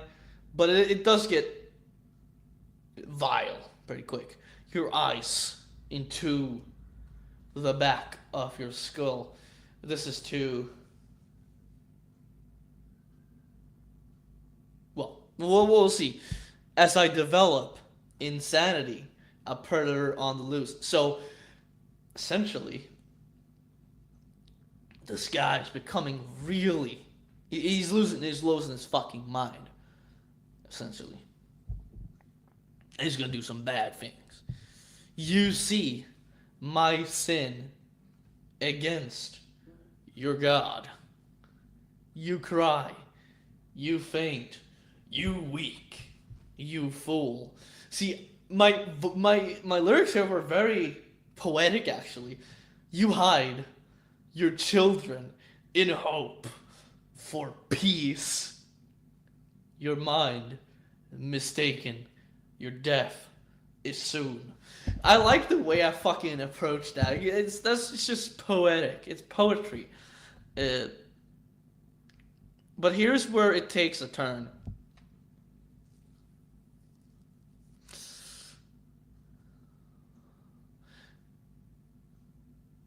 It's not good. Let's just say you wouldn't want this to happen. You cannot hide from my newborn hobby. See what it's insinuating there? After years of your torment, insanity, killing, in the sense that after years of this person being torment, my insanity is still killing. That's in the first person view here of the fictional person. Destruction of your soul shall be your fate. And I stole this one from Chris Barnes, I'll admit. As your lifeless children, I violate. Now, did I shamelessly steal that lyric from fucking Chris Barnes? Yep. But I'm proud. And then I say, he says, slowly.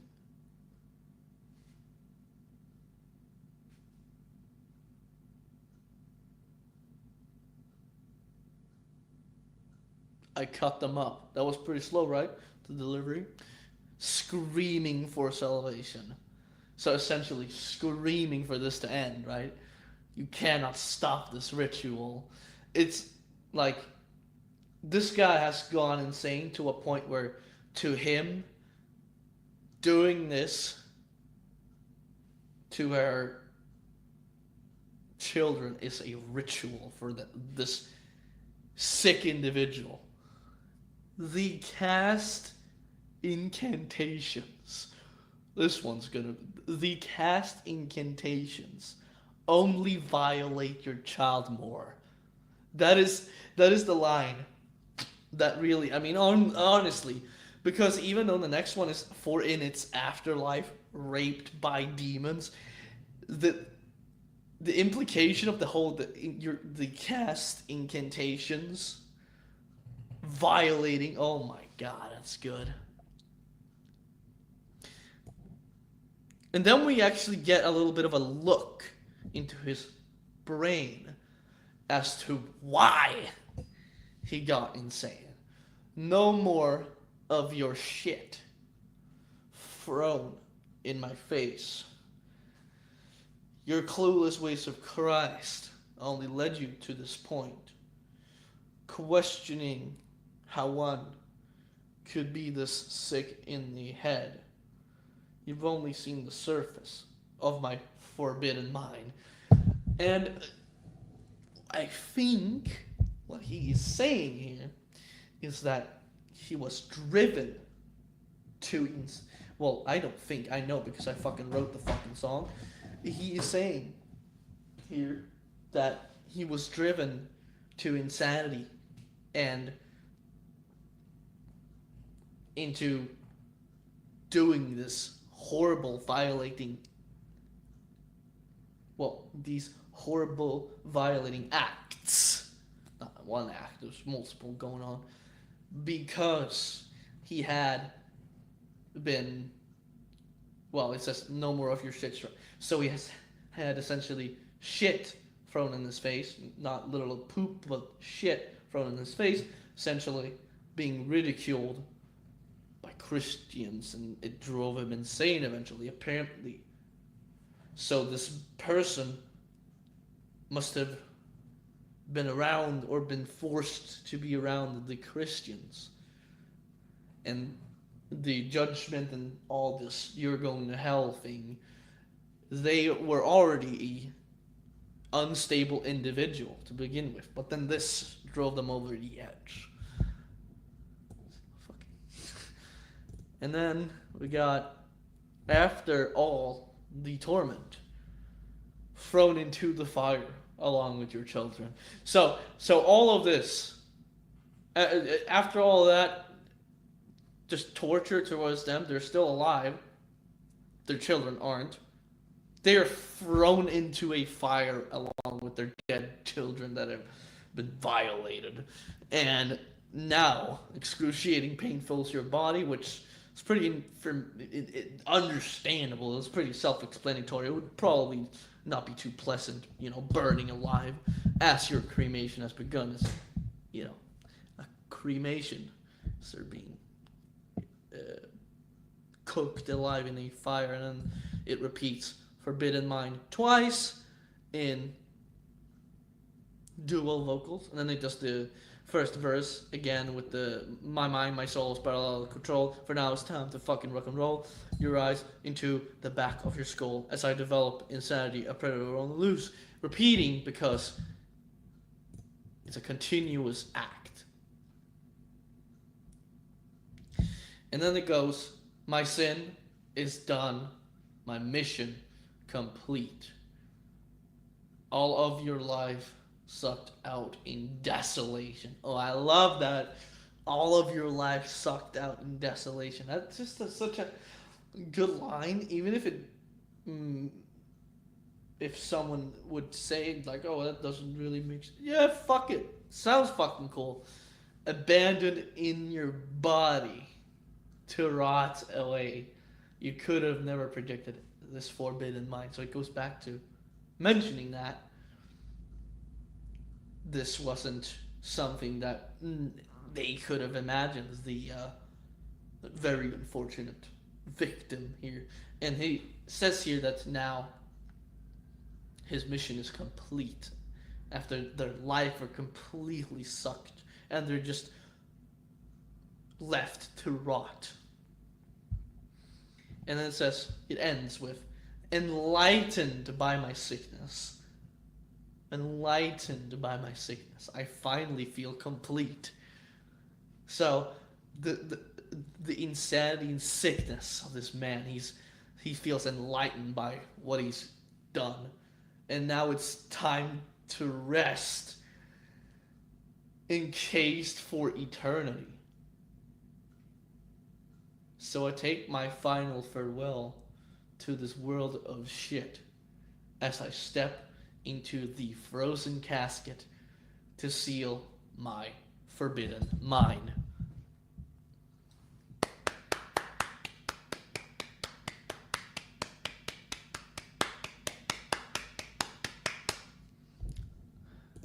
I should write a book. Honestly, even though it's like about that stuff, included the whole violation thing going on. That is like, it's like with the solo. I really did that. Like, I wish I could tap into that mind. Get what I mean? That wrote that song. I want to tap into the mind that wrote that song.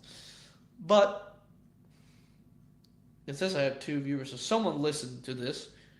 Whoever you were who listened to me explain the lyrics, thank you.